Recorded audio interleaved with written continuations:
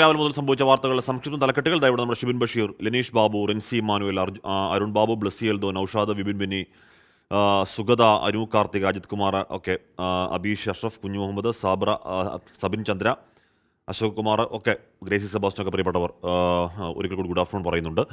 അപ്പോൾ സ്ഥിരം ക്ലാസ്സിൽ കയറുന്ന 1-2 കുട്ടികളെ കാണാനില്ല. അപ്പോൾ പെട്ടെന്ന് അവർ ക്ലാസ്സിലോട്ട് വരണം.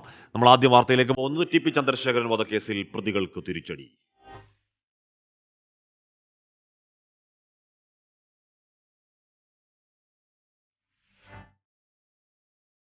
ടി പി ചന്ദ്രശേഖരൻ വധക്കേസിൽ പ്രതികൾക്ക് തിരിച്ചടി. 10 പ്രതികളുടെയും ജീവപര്യന്തം ഹൈക്കോടതി ശരിവെച്ചു.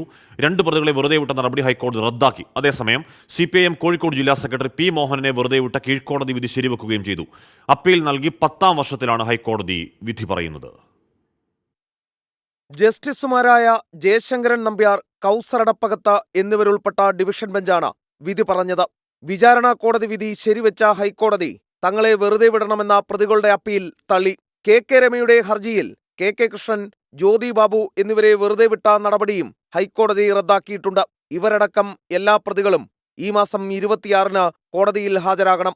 ഇവർക്കുള്ള ശിക്ഷ 26-ന് പ്രഖ്യാപിക്കും. പ്രതികളുടെ ശിക്ഷ ഉയർത്തണമെന്ന സർക്കാർ ആവശ്യവും ഹൈക്കോടതി 26-ന് പരിഗണിക്കുന്നുണ്ട്.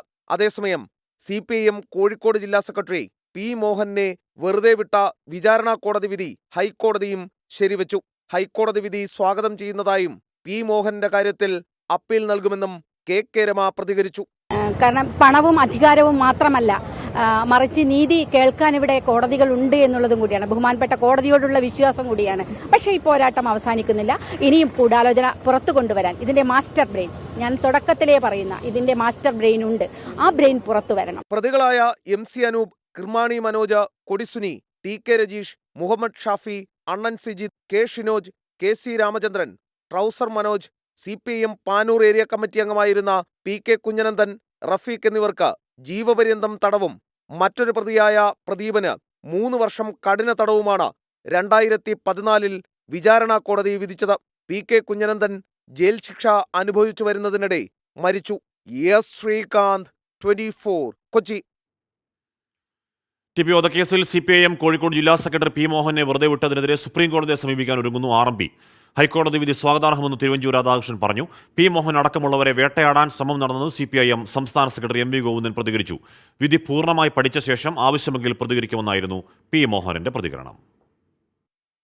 ടി പി ചന്ദ്രശേഖരൻ വധക്കേസിലെ ഹൈക്കോടതി വിധിയെ സ്വാഗതം ചെയ്ത അന്നത്തെ ആഭ്യന്തരമന്ത്രി തിരുവഞ്ചൂർ രാധാകൃഷ്ണൻ പോലീസ് അന്വേഷണത്തെ പ്രശംസിച്ചു. പോലീസിന്റെ ഹിസ്റ്ററിയിൽ ഏറ്റവും കൂടുതൽ റെക്കോർഡുണ്ടാക്കിയ ഒരു ഇൻവെസ്റ്റിഗേഷനാണ്. അന്ന് ആ ഇൻവെസ്റ്റിഗേഷന് നേതൃത്വം കൊടുത്ത പോലീസ് ഉദ്യോഗസ്ഥരെ ഞാൻ ഇപ്പോഴും ഒരിക്കൽ കൂടി അഭിനന്ദിക്കുകയും ചെയ്യണം. കൊലപാതകത്തിന് പിന്നിൽ നിന്ന് പ്രവർത്തിച്ച നേതൃത്വത്തെ കണ്ടെത്താനുള്ള പോരാട്ടം തുടരുമെന്ന് RMP. പ്രതികളുടെ ശിക്ഷ വർദ്ധിപ്പിക്കണമെന്നും പി മോഹനനെ വെറുതെ വിട്ടതിനെതിരെ സുപ്രീം കോടതിയെ സമീപിക്കുമെന്നും സംസ്ഥാന സെക്രട്ടറി N വേണു. ഈ വിധിയെ RMP ആയി സ്വാഗതം ചെയ്യുക. ഇവിടെ CPM ചെയ്യേണ്ടത് ധാർമ്മികമായി ഇതിന്റെ ഉത്തരവാദിത്തം ഏറ്റെടുത്ത്, കാരണം CPM ലീഡർഷിപ്പിന്റെ ഗൂഢാലോചനയുടെ ഭാഗമായിട്ടാണ് ഈ കേസ് അല്ലെങ്കിൽ ഈ കൊലപാതകം നടന്നത് എന്നല്ല, അംഗീകരിക്കാനുള്ള മാന്യത CPMന്റെ കേരള നേതൃത്വം തയ്യാറാകണം. എന്നാൽ TP കേസിൽ CPIM നേതൃത്വത്തിനെതിരെ കടന്നാക്രമണം നടന്നെന്നായിരുന്നു സംസ്ഥാന സെക്രട്ടറി MV ഗോവിന്ദന്റെ പ്രതികരണം. പി മോഹനനെ വേട്ടയാടാൻ ശ്രമിച്ചപ്പോഴാണ് പാർട്ടി ഇടപെട്ടത്. കേസ് രാഷ്ട്രീയവൽക്കരിക്കാൻ UDF ആണ് ശ്രമിച്ചതെന്നും MV ഗോവിന്ദൻ. പാർട്ടിക്ക് പങ്കില്ല എന്നുള്ള കാര്യം അന്നേ പറഞ്ഞതാണ്, അത് ശരിയുമാണ്. ഞങ്ങൾ ഈ കേസിൽ ഇടപെട്ടത് ഞാൻ നേരത്തെ പറഞ്ഞതുപോലെ പാർട്ടി ജില്ലാ സെക്രട്ടറി ഉൾപ്പെടെയുള്ള പാർട്ടി നേതൃത്വത്തിന് നേരെ വലിയ കടന്നാക്രമണം നടത്താൻ വേണ്ടിയുള്ള ബോധപൂർവമായ ശ്രമം ആ കേസുമായിട്ട് ബന്ധപ്പെട്ട് നടത്തിയപ്പോഴാണ് ഞങ്ങൾ ശരിയായ രീതിയിൽ ആ കേസിൽ ഇടപെടേണ്ടി വന്നത്. ഇല്ലെങ്കിൽ സ്വാഭാവികമായിട്ട് ആ കേസ് നടന്നു പോകുമായിരുന്നു. പക്ഷേ അതിനെ രാഷ്ട്രീയവൽക്കരിക്കാൻ UDF ആണ് ശ്രമിച്ചത്, അതാണ് കാര്യം. TP വധക്കേസിൽ വലിയ നിയമയുദ്ധമാണ് നടന്നതെന്നും MV ഗോവിന്ദൻ പറഞ്ഞു. 24 കോഴിക്കോട്. അപ്പോൾ ടി പി ചന്ദ്രശേഖരൻ വധക്കേസ് കേരള രാഷ്ട്രീയ ചരിത്രത്തിൽ തന്നെ ഏറ്റവും രക്തമംഗലമായ ഒരു അധ്യായങ്ങളൊന്നെന്ന് പറയാം. അത് ഇന്നൊരിക്കൽ കൂടി കേരളം ഓർക്കുകയാണ്. KK രമയുടെ പ്രതികരണം അടക്കം കണ്ടു. അത് വ്യവഹാര വഴി അടഞ്ഞിട്ടില്ല, ഇനി മുന്നോട്ട് തുടരും എന്നുള്ളതാണ് RMP പറയുന്നത്. നോക്കാം ഏതുവരെയാണ് വ്യവഹാര വഴി. എന്താ ഇവിടെ ജോബിൻ കട്ടപ്പന ചോദിക്കുന്നു, ആഷ്മി രാവിലെ മോർണിംഗ് ഷോയ്ക്കിടയിൽ എന്നാ പറ്റിയതാണെന്ന് ചോദിക്കുകയാണ്. ജോബിനെ നമ്മുടെ സ്കെയിൻ വളരെ വിശദമായി തന്നെ അത് പറഞ്ഞിരുന്നു. അത് നമ്മുടെ യൂട്യൂബിൽ കിടപ്പുണ്ട്, കാണാത്തവർ യൂട്യൂബിൽ കിടപ്പുണ്ട്, അല്ലെന്നുണ്ടെങ്കിൽ എൻ്റെയൊക്കെ ഫേസ്ബുക്കിൽ കിടപ്പുണ്ട്. സംഭവം ഉണ്ടായത് ഒരു പവർ ഫെയിലറാണ്, ഉണ്ടാവരുതാത്തതാണ്. എന്താണ് യഥാർത്ഥത്തിൽ അതിന് കാരണമായത് എന്നതിനെക്കുറിച്ച് ഞങ്ങൾ അന്വേഷിക്കുന്നു. അന്വേഷിച്ച് ഉറപ്പായും പ്രേക്ഷകരോട് അപ്ഡേറ്റ് ചെയ്യും. പിഞ്ചു കുഞ്ഞിനെ തെരഞ്ഞ് നാട്.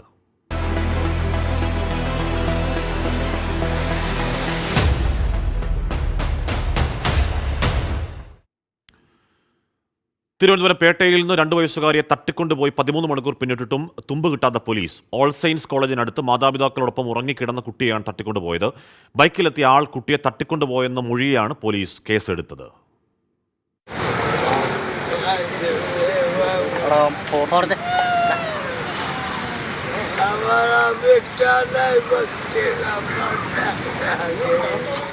പോലീസിന്റെ സകല സംവിധാനങ്ങളും ഉണർന്നു പ്രവർത്തിക്കുന്ന തലസ്ഥാന നഗരത്തിലെ പ്രധാന ഭാഗമാണ് ഓൾ സെയിൻസ് ജംഗ്ഷൻ. ഇവിടെ തേൻ വിൽപ്പനയ്ക്കെത്തിയ ബീഹാർ സ്വദേശികളായ അമർദ്വീപ് റമീന ദേവി ദമ്പതികളുടെ മകൾ മേരിയെയാണ് കാണാതായത്. പോലീസ് എഫ്ഐആർ പ്രകാരം സംഭവം ഇങ്ങനെ: സഹോദരങ്ങൾക്കും മാതാപിതാക്കൾക്കുമൊപ്പം റോഡിനു സമീപത്തെ തുറസായ സ്ഥലത്താണ് മേരി കിടന്നിരുന്നത്. രാത്രി 12 മണിക്കും 1 മണിക്കുമിടയിൽ സഹോദരങ്ങൾ ബഹളമുണ്ടാക്കിയത് കേട്ട് മാതാപിതാക്കൾ ഉണർന്നു നോക്കുമ്പോൾ 2 വയസ്സുകാരി മേരി സ്ഥലത്തില്ല. ബൈക്കിലെത്തിയ ഒരാൾ മേരിയെ എടുത്തുകൊണ്ടുപോയെന്നാണ് 10ഉം 6ഉം വയസ്സുള്ള സഹോദരങ്ങൾ പറഞ്ഞത്. स्कूटर वाला उधर हाँ रोक के बहुत रात था तो हम सब सोचा नहीं कुछ करेगा तो हम सो गया ना तो मेरे बहन को ले गए. തുടർന്ന് കുടുംബം പേട്ട പോലീസിലെത്തി പരാതി നൽകി. ഉടൻ തന്നെ സഹോദരങ്ങളായ കുട്ടികളുടെ മൊഴിയുടെ അടിസ്ഥാനത്തിൽ പോലീസ് അന്വേഷണം ആരംഭിച്ചു. തിരുവനന്തപുരം സിറ്റി പോലീസ് കമ്മീഷണറുടെ നേരിട്ടുള്ള മേൽനോട്ടത്തിലാണ് അന്വേഷണം. കുട്ടിക്കായി തിരുവനന്തപുരം, കൊല്ലം ജില്ലകളിൽ വ്യാപക പരിശോധന തുടരുകയാണ്. കന്യാകുമാരി കേന്ദ്രീകരിച്ചും അന്വേഷണം നടക്കുന്നുണ്ട്. തിരുവനന്തപുരം നഗരത്തിൽ ഒരു കുട്ടിയെ തട്ടിക്കൊണ്ടുപോയി 13 മണിക്കൂർ പിന്നിടുന്നു. പോലീസ് സംവിധാനം എന്ത് ചെയ്യുന്നുവെന്ന കുറ്റപ്പെടുത്തൽ ഉയരുന്നുണ്ട്. പക്ഷേ സംഭവത്തിൽ പോലീസ് ചില അപ്രതീക്ഷിത ട്വിസ്റ്റുകൾ പ്രതീക്ഷിക്കുകയാണ്. ഷഫീദ് റാവുത്തർ, 24 തിരുവനന്തപുരം. ഒരു നിർണായക CCTV ദൃശ്യം പോലീസിന് ഇപ്പോൾ കിട്ടിയെന്നറിയാൻ കഴിയുന്നുണ്ട്. കുട്ടിയെ കണ്ടെന്ന് പറഞ്ഞാൽ പേട്ട പോലീസ് സ്റ്റേഷൻ ഇപ്പോൾ ഹാജരാകുന്നുണ്ട്. അപ്പോൾ അതിന്റെ അന്വേഷണം വളരെ സജീവമായി ത്വരിതഗതിയിൽ പുരോഗമിക്കുന്നു. പേട്ടയിൽ 2 വയസ്സുകാരെ തട്ടിക്കൊണ്ടുപോയതിൽ ദുരൂഹത സംശയിക്കുകയാണ് പോലീസ്. മാതാപിതാക്കളുടെയും സഹോദരങ്ങളുടെയും മൊഴിയിൽ പൊരുത്തക്കേടുണ്ട് എന്ന് സംശയിക്കുന്നു പോലീസ്. സിറ്റി പോലീസ് കമ്മീഷണറുടെ നേതൃത്വത്തിൽ 3 ടീമുകളായി തിരഞ്ഞ് അന്വേഷണം നടക്കുകയാണ്. കുട്ടിയെക്കുറിച്ച് വിവരം കിട്ടുന്നവർ പേട്ട പോലീസ് സ്റ്റേഷനിൽ അറിയിക്കാനാണ് നിർദ്ദേശം. 2 വയസ്സുകാരി മേരിയുടെ സഹോദരന്റെ മൊഴി അടിസ്ഥാനമാക്കിയാണ് പേട്ട പോലീസ് എഫ്ഐആർ രജിസ്റ്റർ ചെയ്തത്. സഹോദരൻ കണ്ടെന്ന് പറയുന്ന മഞ്ഞ സ്കൂട്ടർ കേന്ദ്രീകരിച്ച് അന്വേഷണം നടത്തിയെങ്കിലും CCTV ദൃശ്യങ്ങളിൽ ഇത് സാധൂകരിക്കുന്ന തെളിവ് പോലീസിന് ലഭിച്ചില്ല. സിറ്റി പോലീസ് കമ്മീഷണർ CH നാഗരാജുവിന്റെ മേൽനോട്ടത്തിൽ 3 സംഘങ്ങളായി തിരിഞ്ഞാണ് അന്വേഷണം. നമ്മളിപ്പോൾ 3 ടീംസായിട്ട് ഇപ്പോൾ തുടങ്ങിയിട്ടുണ്ട്. ഒന്ന് CCTV സെർച്ചിങ് ഒരു ടീം ചെയ്തുകൊണ്ടിരിക്കുകയാണ്. അതുപോലെ തന്നെ അവിടെ ഫിസിക്കലായിട്ടുള്ള സെർച്ചിങ് നടത്തിക്കൊണ്ടിരിക്കുകയാണ്. പ്ലസ് ഇവരെ ഫാമിലി മെമ്പേഴ്സും പിന്നെ അവിടുത്തെ ആ സ്ഥലത്ത് അവൈലബിൾ ആയിട്ടുള്ള ആൾക്കാരെ നമ്മൾ ചോദ്യം ചെയ്തുകൊണ്ടിരിക്കുകയാണ്. സോ കുറച്ച് സമയം വേണം നമുക്ക്. ഒരുപാട് CCTV ഫുട്ടേജസ് നമ്മുടെ കയ്യിലുണ്ട്. കുട്ടിയുടെ മാതാപിതാക്കളെ വിശദമായി ചോദ്യം ചെയ്തെങ്കിലും മൊഴികളിൽ വൈരുദ്ധ്യമുണ്ടെന്നാണ് പോലീസ് പറയുന്നത്. ഇവർക്കൊപ്പമുണ്ടായിരുന്നവരെയും സ്റ്റേഷനിലേക്ക് വിളിപ്പിച്ച് ചോദ്യം ചെയ്തു. അതിനിടെ കുട്ടിയെ വാഹനത്തിൽ കൊണ്ടുപോയത് കണ്ടതായി ഈഞ്ചക്കലിലുള്ള കുടുംബം സ്റ്റേഷനിലെത്തി മൊഴി നൽകി. വീട്ടിലെ CCTV കേന്ദ്രീകരിച്ചും അന്വേഷണം തുടരുകയാണ്. 24 തിരുവനന്തപുരം. 2 വയസ്സുകാരെ തട്ടിക്കൊണ്ടുപോയതിൽ ദുരൂഹത സംശയിക്കുന്നു പോലീസ്. അപ്പോൾ മാതാപിതാക്കളുടെയും ആ പൊരുത്തക്കേടിന് പിന്നാലെ നിർണായകമായ CCTV ദൃശ്യങ്ങൾ പോലീസിന് കിട്ടുന്നു. ബ്രഹ്മോസിനടുത്ത് രാത്രി 12 മണിക്ക് ശേഷം ബൈക്കിൽ പോയ 2 പേർക്കിടയിൽ കുട്ടി ഉള്ളതായാണ് സംശയം. കുട്ടിയെ കാണാതായതിനടുത്ത് നിന്നാണ് ഈ ദൃശ്യങ്ങൾ കിട്ടിയത്. MG പ്രതീഷ് ചേരുന്നു. സലിം മാലിക് ഏറ്റവും പുതിയ വിവരങ്ങളുമായി. പ്രതീഷിലേക്ക് അത് ഞാൻ പോകുന്നു. പ്രതീഷ്, ഈ CCTV ദൃശ്യങ്ങളിൽ പോലീസ് എന്താണ് കാണുന്നത്? ഈ മറ്റേ ചേട്ടൻ പറഞ്ഞ ഈ മഞ്ഞ സ്കൂട്ടർ ആണോ അത്?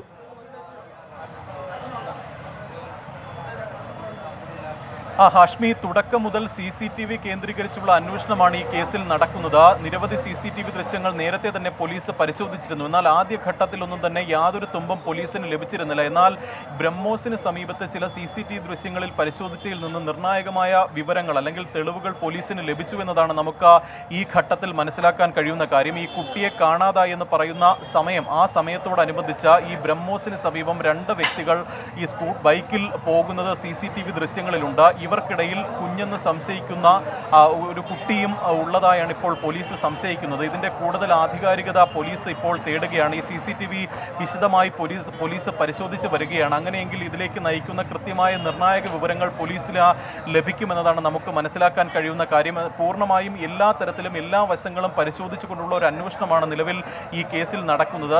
ആദ്യഘട്ടത്തിൽ ഈ കുട്ടിയുടെ സഹോദരൻ പറഞ്ഞ ഒരു മൊഴി മാത്രമായിരുന്നു പോലീസിന് മുന്നിലുണ്ടായിരുന്നത്. ഒരു മഞ്ഞ സ്കൂട്ടർ കണ്ടു എന്ന മൊഴി ഉണ്ടായിരുന്നു. ആ മൊഴിയുടെ അടിസ്ഥാനത്തിൽ കൂടിയാണ് പോലീസ് FIR ഇട്ടതും. പക്ഷേ അതിന് പിന്നാലെ ഈ പല CCTV ദൃശ്യങ്ങളും പരിശോധിച്ചെങ്കിലും ഇത് സാധൂകരിക്കുന്ന യാതൊരു തെളിവുകളോ അല്ലെങ്കിൽ ഇത്തരമൊരു സ്കൂട്ടറോ പോലീസിന് അല്ലെങ്കിൽ ആ ദൃശ്യങ്ങൾ പോലീസിന് കണ്ടെത്താൻ കഴിഞ്ഞിരുന്നില്ല. അതിന് പിന്നാലെയാണ് കൂടുതൽ CCTV ദൃശ്യങ്ങൾ കൂടി പരിശോധിക്കാൻ പോലീസ് തീരുമാനിച്ചത്. അതിൻ്റെ കൂടി അടിസ്ഥാനത്തിലാണ് ഇപ്പോൾ ബ്രഹ്മോസിന് സമീപത്ത് നിന്ന് ലഭിച്ച CCTV ദൃശ്യങ്ങളിലെ ഒരു ദൃശ്യം, ആ ദൃശ്യം സംബന്ധിച്ച് പോലീസിന് ചില സംശയങ്ങൾ തോന്നുന്നത്. ആ ദൃശ്യങ്ങളിലുള്ളത് 2 പേരാണ്. ഇവർ ഈ ബൈക്കിൽ ഈ സമീപത്തോടു കൂടി, അതായത് ഈ കുട്ടി താമസിച്ചിരുന്ന സ്ഥലത്തിന് തൊട്ടടുത്ത് നിന്നുള്ള CCTV ദൃശ്യങ്ങളാണ് ഇപ്പോൾ പോലീസ് ശേഖരിച്ചിരിക്കുന്നത്. ഈ CCTV ദൃശ്യങ്ങളിലാണ് 2 പേർ ബൈക്കിൽ പോവുകയും ഇവർക്കിടയിൽ കുട്ടി ഉള്ളതായും ഇപ്പോൾ പോലീസ് സംശയിക്കുന്നത്. പൂർണ്ണമായും സ്ഥിരീകരിക്കാനായിട്ടില്ല. അക്കാര്യത്തിൽ വിശദമായ ഒരു അന്വേഷണം പോലീസ് നടത്തുകയാണ്. മാത്രമല്ല, കുറച്ചു മുമ്പ് ഈഞ്ചയ്ക്കലുള്ള ഒരു കുടുംബം ഈ കുട്ടിയെ ഈ സ്കൂട്ടറിൽ കൊണ്ടുപോകുന്നത് ദൃശ്യങ്ങളിൽ കണ്ടു, അല്ലെങ്കിൽ സ്കൂട്ടറിൽ കൊണ്ടുപോകുന്നത് കണ്ടു എന്നുള്ളൊരു മൊഴി നൽകിയിരുന്നു. അല്പസമയം മുമ്പ് ഈ വീട്ടിലെ ആ ദൃശ്യങ്ങൾ അല്ലെങ്കിൽ ആ കുട്ടിയെ കണ്ടു എന്ന് പറയുന്ന വ്യക്തി പേട്ട പോലീസ് സ്റ്റേഷനിലെത്തി മൊഴി രേഖപ്പെടുത്തുകയും ചെയ്തിട്ടുണ്ട്. അദ്ദേഹവുമായി ഇപ്പോൾ ഇവിടെ നിന്ന് വീണ്ടും പേട്ട പോലീസ് പോയിട്ടുണ്ട്. ആ വീട്ടിലെയും സമീപത്തെയും CCTV ദൃശ്യങ്ങൾ അടക്കം പരിശോധിക്കാനുള്ള ഒരു ശ്രമമാണ് പോലീസിന്റെ ഭാഗത്ത് നിന്ന് നടക്കുന്നത്. എന്തായാലും അധികം വൈകാതെ തന്നെ ഈ കേസിൽ നിർണായകമായ വിവരങ്ങൾ പോലീസിന് ലഭിക്കുമെന്നതാണ് നമുക്ക് മനസ്സിലാക്കാൻ കഴിയുന്ന കാര്യം. മാത്രമല്ല, നേരത്തെ പറഞ്ഞതുപോലെ എല്ലാ വശങ്ങളും പോലീസ് പരിശോധിക്കുന്നുണ്ട്. കാരണം ഈ ആദ്യം നൽകിയ സഹോദരന്റെ മൊഴി, മാതാപിതാക്കളുടെ മൊഴി, ഇവരുടെ ബന്ധുക്കളിൽ നിന്നടക്കം പോലീസ് മൊഴി രേഖപ്പെടുത്തുന്നുണ്ട്. പക്ഷേ ഈ മൊഴികളിലടക്കം ചില വൈരുദ്ധ്യം പോലീസ് കാണുന്നുണ്ട്. അതുകൊണ്ട് തന്നെ ഇവരെ അടക്കം ഇപ്പോഴും വിശദമായി ചോദ്യം ചെയ്ത് വരികയാണ്. അതിൽ ഏതെങ്കിലും മറ്റ് സാഹചര്യങ്ങൾ അല്ലെങ്കിൽ ഏതെങ്കിലും തരത്തിൽ മറ്റ് ട്വിസ്റ്റുകളടക്കം ഈ തട്ടിക്കൊണ്ടുപോകലിൽ ഉണ്ടോ എന്നതാണ് അന്വേഷണ സംഘം പരിശോധിക്കുന്നത്. 3 ടീമുകളായി തിരിഞ്ഞാണ് ഇപ്പോൾ പരിശോധന നടത്തുന്നത്. DCPയും ഒപ്പം സിറ്റി പോലീസ് കമ്മീഷണറും ഈ അന്വേഷണത്തിന് മേൽനോട്ടം വഹിക്കുന്നുണ്ട്. വൈകാതെ തന്നെ ഈ കേസിൽ നിർണായകമായ വിവരം പോലീസിന് ലഭിക്കുമെന്നതാണ് നമുക്ക് മനസ്സിലാക്കാൻ കഴിയുന്ന കാര്യം. ഹാഷ്മി. MG പ്രതീക്ഷാണ് CCTV ദൃശ്യങ്ങളുടെ വിവരങ്ങൾ നൽകിയത്. ഞാൻ സലീം മാലിക്കിൽ പോകുന്നു. സലീം, ഈ കുട്ടിയെ കണ്ടു എന്ന് പറഞ്ഞ ആൾ എത്തിയിട്ടുണ്ടല്ലോ പേട്ട സ്റ്റേഷനിൽ. എന്താണ് ഈ CCTV കേന്ദ്രീകരിച്ചുള്ള അന്വേഷണത്തിൽ പോലീസിന് മനസ്സിലാവുന്നത്? ഈ ബൈക്കിലുള്ള 2 പേരും പുരുഷന്മാർ തന്നെയാണോ?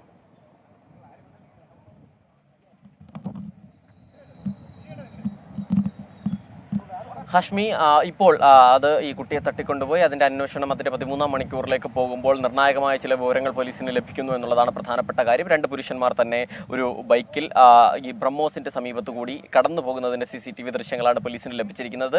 ആ 2 പുരുഷന്മാർക്ക് നടുവിലായി ഒരു കുട്ടിയുണ്ട് എന്നുള്ളൊരു സംശയമാണ് പോലീസിനുള്ളത്. ആ CCTV ദൃശ്യങ്ങൾ വിശദമായി പരിശോധിച്ചതിന് ശേഷം മറ്റേതെങ്കിലും CCTVയിൽ കൂടി അതേ ബൈക്ക് ഉൾപ്പെട്ടിട്ടുണ്ടോ എന്നതുൾപ്പെടെയുള്ള കാര്യങ്ങൾ പോലീസ് പരിശോധിക്കുന്നുണ്ട്. ബ്രഹ്മോസ് എന്ന് പറഞ്ഞാൽ ഞാനിപ്പോൾ നിൽക്കുന്നത്, അതായത് കുട്ടിയെ തട്ടിക്കൊണ്ടുപോയ അതേ സ്ഥലത്ത് നിന്ന് തൊട്ട് ഓപ്പോസിറ്റ്, അതായത് ഈ നമുക്ക് ആ ദൃശ്യങ്ങൾ ഈ മതിൽക്കെട്ടിലേക്ക് കാണിക്കുകയാണെങ്കിൽ ഈ മതിലിനപ്പുറമാണ് ബ്രഹ്മോസ് ഉള്ളത്. ആ ബ്രഹ്മോസിലെ CCTV ദൃശ്യത്തിലാണ് ഇപ്പോൾ ആ കുട്ടി എന്ന് സംശയിക്കുന്ന ദൃശ്യങ്ങൾ കണ്ടിട്ടുള്ളത്. പോലീസിനെ സംബന്ധിച്ചിടത്തോളം നേരത്തെയൊക്കെ അത്തരത്തിലൊരു പരിശോധന നടത്തിയിരുന്നെങ്കിലും അങ്ങനെ സംശയാസ്പദമായ ഒന്നും തോന്നിയിരുന്നില്ല. പക്ഷേ ആ ബൈക്കിൻ്റെ CCTV വിശദമായി പരിശോധിച്ചപ്പോഴാണ് അതിന് നടുവിലൊരു കുട്ടി ഉണ്ടോ എന്നൊരു സംശയം തോന്നിയത്. അങ്ങനെയെങ്കിൽ വളരെ എളുപ്പത്തിൽ തന്നെ പ്രതിയിലേക്ക് എത്താൻ കഴിയും എന്നുള്ളൊരു ആത്മവിശ്വാസത്തിലാണ് പോലീസിനെ സംബന്ധിച്ചിടത്തോളം പോലീസ് ഉള്ളത്. കാരണം ഈ ഈഞ്ചക്കലിലെ ആ വീട്ടിൽ നിന്ന് കൂടി ശേഖരിക്കുന്ന CCTV ദൃശ്യങ്ങളിലൂടെ ഇത് എവിടേക്കാകും പോയിരിക്കുക എന്നുള്ളതിലുൾപ്പെടെ പോലീസ് ഒരു നിഗമനത്തിലേക്ക് എത്തുന്നു എന്നുള്ളതാണ്. അതായത് ശംഖുമുഖം ഭാഗത്തേക്കല്ല, മറിച്ച് ഈഞ്ചക്കലിലേക്ക് പ്രധാന റോഡിലേക്കാണ് അങ്ങനെയെങ്കിൽ ഈ കുട്ടിയുമായി ഇവർ പോയിട്ടുള്ളത് എന്നുള്ളത് പോലീസ് ഇപ്പോൾ കരുതുന്നുണ്ട്. എങ്കിൽ എന്തിനാണ് ഇത്തരത്തിലൊരു തട്ടിക്കൊണ്ടുപോകൽ എന്നുള്ളതുൾപ്പെടെയുള്ള പ്രധാനപ്പെട്ട കാര്യം, അത് എന്തെങ്കിലും തരത്തിലുള്ള കുടിപ്പകയാണോ എങ്കിൽ എന്ത് എന്നതുൾപ്പെടെയുള്ള കാര്യങ്ങളൊക്കെ പോലീസ് പരിശോധിക്കും. പക്ഷേ അതിനു മുൻപ് പോലീസിനെ സംബന്ധിച്ചിടത്തോളം ഉള്ള ആദ്യത്തെ ലക്ഷ്യം ആ കുട്ടിയെ ഒരു പരിക്കുമില്ലാതെ എത്രയും പെട്ടെന്ന് വീണ്ടെടുക്കുക എന്നുള്ളത് തന്നെയാണ്. ഈ കുട്ടിയെ കാണാതായ ഈ സ്ഥലം ഇപ്പോൾ പൂർണ്ണമായും പോലീസ് അവിടെ ഒരു ക്രൈം സീൻ എന്ന നിലയിൽ തന്നെ ക്ലോസ് ചെയ്തിട്ടുണ്ട്. അല്പസമയം മുൻപ് വരെ അവരുടെ വീട്ടുകാരിൽ ചിലരൊക്കെ ഇവിടെ ഉണ്ടായിരുന്നു. ആദ്യം ഇവിടെ നിന്ന് കുട്ടികളെയും സ്റ്റേഷനിലേക്ക് കൊണ്ടുപോയി അല്പസമയം മുൻപ് ഇവിടുത്തെ കുട്ടിയുടെ മുത്തശ്ശിയെ കൂടി പോലീസ് സ്റ്റേഷനിലേക്ക് കൊണ്ടുപോയിട്ടുണ്ട്. അതായത് ആ മുത്തശ്ശിയിൽ നിന്നുൾപ്പെടെയുള്ള കാര്യങ്ങൾ, ചില നിർണായക കാര്യങ്ങൾ പോലീസിന് ചോദിച്ചറിയേണ്ടതുണ്ട്. 2 ദിവസം മുൻപ് ഇതേ സ്ഥലത്ത് വെച്ച് മറ്റൊരു നാടോടി സംഘം ഇവിടുത്തെ ഈ കുട്ടിയുടെ ഇന്ന് തട്ടിക്കൊണ്ടുപോയ കുട്ടിയുടെ മാതാവിനെ കയറി പിടിക്കുകയും കുട്ടികൾ തന്നെ കല്ലെടുത്തെറിഞ്ഞ് ഓടിക്കുകയും ചെയ്തു എന്നൊരു മൊഴി ഒരു കുട്ടി നൽകിയിട്ടുമുണ്ട്. അതിൻ്റേതുൾപ്പെടെയുള്ള കാര്യങ്ങൾ കാര്യങ്ങളിൽ പോലീസ് വിശദമായി പരിശോധിക്കുന്നുണ്ട്. മാത്രമല്ല ഇതേപോലത്തെ 5 സംഘങ്ങൾ തിരുവനന്തപുരത്തിൻ്റെ വിവിധ മേഖലകളിൽ ഇപ്പോഴും തമ്പടിച്ചിട്ടുണ്ട്. അവരെയും ചോദ്യം ചെയ്യുകയും ഒപ്പം തന്നെ അവരിൽ നിന്നും വിവരങ്ങൾ ശേഖരിക്കുകയും ചെയ്യുന്നുണ്ട്. ഏത് സാഹചര്യത്തിലാണ് ഇത്തരത്തിലൊരു തട്ടിക്കൊണ്ടുപോകാനുള്ള സാധ്യത, അത് പണം ആവശ്യപ്പെട്ടിട്ടല്ല എന്നുള്ള കാര്യം എന്തായാലും പോലീസിനെ സംബന്ധിച്ചിടത്തോളം ഉറപ്പായി കഴിഞ്ഞു. കാരണം ഇവരെ സംബന്ധിച്ചിടത്തോളം അത്തരത്തിലൊരു വലിയ തുക സമാഹരിച്ച് നൽകുക എന്നുള്ള കപ്പാസിറ്റി ഇല്ലാത്തവരാണ്. അതുകൊണ്ട് തന്നെ അതിനപ്പുറത്തേക്ക് എന്തെങ്കിലും വൈരാഗ്യമുണ്ടോ എന്നുള്ളത് പ്രധാനപ്പെട്ട കാര്യം. അതിനും അപ്പുറം 2 വയസ്സുകാരി കുഞ്ഞാണ്, അതിന് ഭക്ഷണം കഴിക്കണം, അതിൻ്റെതായിട്ടുള്ള ആവശ്യങ്ങളുണ്ട്, അല്ലെങ്കിൽ പാൽ കൊടുക്കണം. അപ്പോൾ ഇപ്പോൾ 13 മണിക്കൂറാവുന്നു. ഇപ്പോൾ തീരെ പൊടിക്കുഞ്ഞാണല്ലോ. അപ്പോൾ കണ്ടെത്താൻ വൈകുന്ന ഓരോ മണിക്കൂറും പേടിയുണ്ടാക്കുന്ന മണിക്കൂറുകളാണ്. അപ്പോൾ ഏതെങ്കിലും തരത്തിലുള്ള ഒരു ലീഡുണ്ട് എന്ന് പോലീസ് പറയുന്നുണ്ടോ സലീം?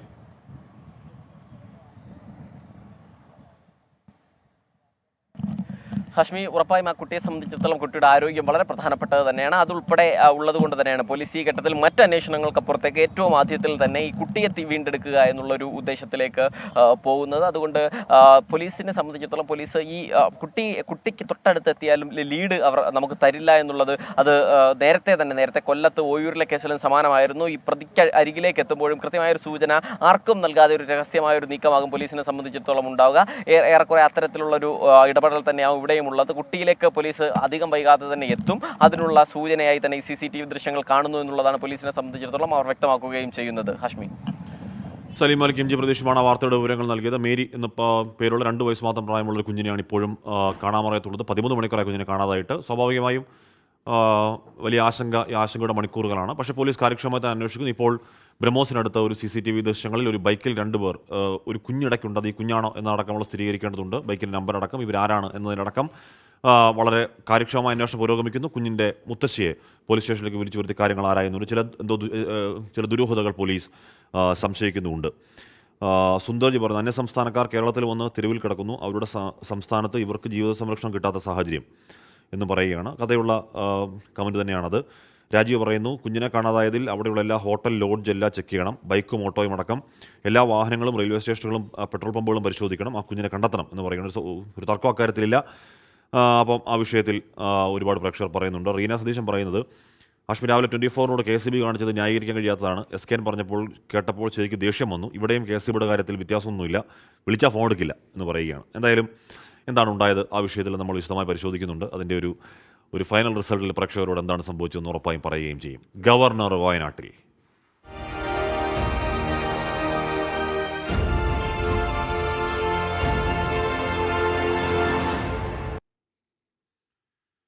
വന്യജീവികളുടെ ആക്രമണങ്ങളിൽ കൊല്ലപ്പെട്ടവരുടെ വീട് സന്ദർശിച്ച ഗവർണർ ആരിഫ് മുഹമ്മദ് ഖാൻ ചാലിഗദ്ദിയിലെ അജീഷിന്റെയും പാക്കത്തെ പോളിന്റെയും വാഗേരിയിലെ പ്രജീഷിന്റെയും കുടുംബാംഗങ്ങളെ കണ്ടു. കാട്ടാനാക്രമണത്തിൽ ഗുരുതരമായി പരിക്കേറ്റ കാരേരി കോളനിയിലെ ശരത്തിനെയും ഗവർണർ സന്ദർശിച്ചു.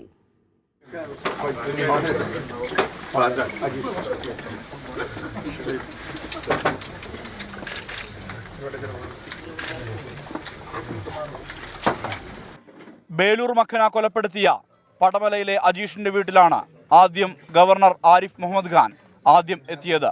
അജീഷിന്റെ ബന്ധുക്കളുമായി സംസാരിച്ചു. പിന്നീടെത്തിയത് പാക്കത്തെ പോളിന്റെ വീട്ടിൽ. പാക്കം കാരേരി കോളനിയിലെ ശരത്തിനെയും ഗവർണർ കണ്ടു. കാട്ടാനാക്രമണത്തിൽ ഗുരുതരമായി പരിക്കേറ്റ ശരത്തിന്റെ ദുരവസ്ഥ പുറം ലോകത്തെത്തിച്ചത് 24 ആണ്. തുടർ ചികിത്സയ്ക്കുള്ള സഹായങ്ങൾ വാഗ്ദാനം ചെയ്തു. ഒന്ന് കണ്ടതിനൊക്കെ നല്ല ഇതാണ്. പിന്നെ ഇങ്ങനെയൊക്കെ സഹായിക്കാന്ന് പറഞ്ഞിട്ടുണ്ട്. ഈ അതിൻ്റെ ഇതൊക്കെ തന്നിട്ടുണ്ട്. അതിൽ ഇനി ചെക്കൻ്റെ ഇതൊക്കെ കൊടുത്ത് ശരിയാക്കാനൊക്കെ പറഞ്ഞിട്ടുണ്ട്. അറിയുന്നവരെടുത്ത് കൊടുത്ത് എല്ലാം റെഡിയായിട്ട് അങ്ങോട്ട് അയക്കാൻ പറഞ്ഞിട്ടുണ്ട്. കടുവ ആക്രമിച്ചു കൊലപ്പെടുത്തിയ മൂടക്കൊല്ലിയിലെ പ്രജീഷിന്റെ വീട്ടിലും ഗവർണർ എത്തി. മാനന്തവാടി ബിഷപ്പ് ഹൗസിൽ പിന്നീടെത്തിയ ഗവർണർ വൈദികരുമായി കൂടിക്കാഴ്ച നടത്തി. 24 വയനാട്. വയനാട് പുൽപ്പള്ളിയിലെ അക്രമ സംഭവങ്ങളിൽ കൂടുതൽ പേർക്കെതിരെ കേസെടുക്കാൻ പോലീസ് മേഖലയിലെ CCTV ദൃശ്യങ്ങൾ പരിശോധിക്കുകയാണ്. കേസെടുക്കുന്നത് പൊതുമുതൽ നശിപ്പിച്ചതിന് ആണെന്ന് മന്ത്രി AK ശശീന്ദ്രനും കേസുകൾ പിൻവലിക്കണമെന്ന് K മുരളീധരനും MPയും ആവശ്യപ്പെട്ടു. ആക്രമണത്തിന് പിന്നിലുള്ള ലോഹയിട്ട ചിലരാണെന്ന BJP ജില്ലാ പ്രസിഡന്റ് KP മധുവിന്റെ പരാമർശം വിവാദമായി. ഹർത്താലിനിടെയുണ്ടായ അക്രമ സംഭവങ്ങളിൽ 100ഓളം പേർക്കെതിരെയാണ് നിലവിൽ കേസെടുത്തിരിക്കുന്നത്. 2 അറസ്റ്റുകളുണ്ടായി. വന്യമൃഗശല്യത്തിൽ രാഷ്ട്രീയം കാണരുതെന്ന് മന്ത്രി AK ശശീന്ദ്രൻ പറഞ്ഞു. കേസെടുത്തത് പൊതുമുതൽ നശിപ്പിച്ചതിൻ്റെ പേരിലാണ്. അക്രമാസക്തമായ സമരം ഉണ്ടാകുമ്പോൾ പോലീസ് നടപടികളുമായി മുന്നോട്ട് പോകേണ്ടി വരും. പ്രതിഷേധിച്ചവർക്കെതിരെ എടുത്ത കേസ് പിൻവലിക്കണമെന്ന് K മുരളീധരൻ MP ആവശ്യപ്പെട്ടു. വന്യമൃഗങ്ങളിൽ നിന്നും ജനങ്ങളെ രക്ഷിക്കാൻ കഴിയുന്നില്ല സർക്കാരിന്. എന്നാൽ സ്വന്തം രക്ഷയ്ക്ക് വേണ്ടി സമരം ചെയ്യുന്നവരെ കേസിൽ പ്രതികളാക്കുന്നത് ഇതാദ്യത്തെ ഒരു സംഭവമാണ്. പുൽപ്പള്ളിയിലെ അക്രമത്തിന് പിന്നിൽ ലോഹയിട്ട ചിലരാണ് എന്നായിരുന്നു BJP ജില്ലാ പ്രസിഡന്റ് KP മധുവിന്റെ പ്രതികരണം. ഇവരുടെ ആഹ്വാനത്തിന് ശേഷമാണ് പുൽപ്പള്ളിയിൽ സംഘർഷമുണ്ടായത്. ഇവർക്കെതിരെ കേസെടുക്കാൻ പോലീസ് തയ്യാറായിട്ടില്ലെന്നും KP മധു കുറ്റപ്പെടുത്തി. സർവകക്ഷി യോഗത്തിന് തീരുമാനം പറയുന്ന അവസരത്തിൽ ആ തീരുമാനം പറഞ്ഞ സമയത്ത് ചില ലോഹയിട്ട ആളുകളാണ് വിടരുത്, പിടിക്കട അവിടെ തല്ലട എന്നൊക്കെ പറഞ്ഞിട്ട് ആക്രോശം മുഴക്കിക്കൊണ്ട് വന്നത്. അതിന്റെ അടിസ്ഥാനത്തിലാണ് ആളുകൾ പ്രകോപിതരായത്. അതിനുശേഷമാണ് അവിടെ സംഘർഷമാണ്, കുപ്പി വെച്ചെറിയുന്നു, കല്ല് വെച്ചെറിയുന്നു, ഈ സ്ഥിതിവിശേഷത്തിലേക്ക് പോയത്. അവരെ ആരുടെയും പേരിൽ കേസെടുക്കാതെ അല്ലെങ്കിൽ അത്തരത്തിൽ പ്രകോപനപരമായിട്ടുള്ള കാര്യങ്ങൾ പറയുന്ന ആളുകളുടെ പേരിലൊന്നും കേസില്ല. പുൽപ്പള്ളിയിലെ സംഭവങ്ങളിൽ CCTV ദൃശ്യങ്ങൾ പോലീസ് പരിശോധിക്കുകയാണ്. ഇതിനുശേഷമാകും കൂടുതൽ പേർക്കെതിരെ കേസെടുക്കുക. 24 വയനാട്.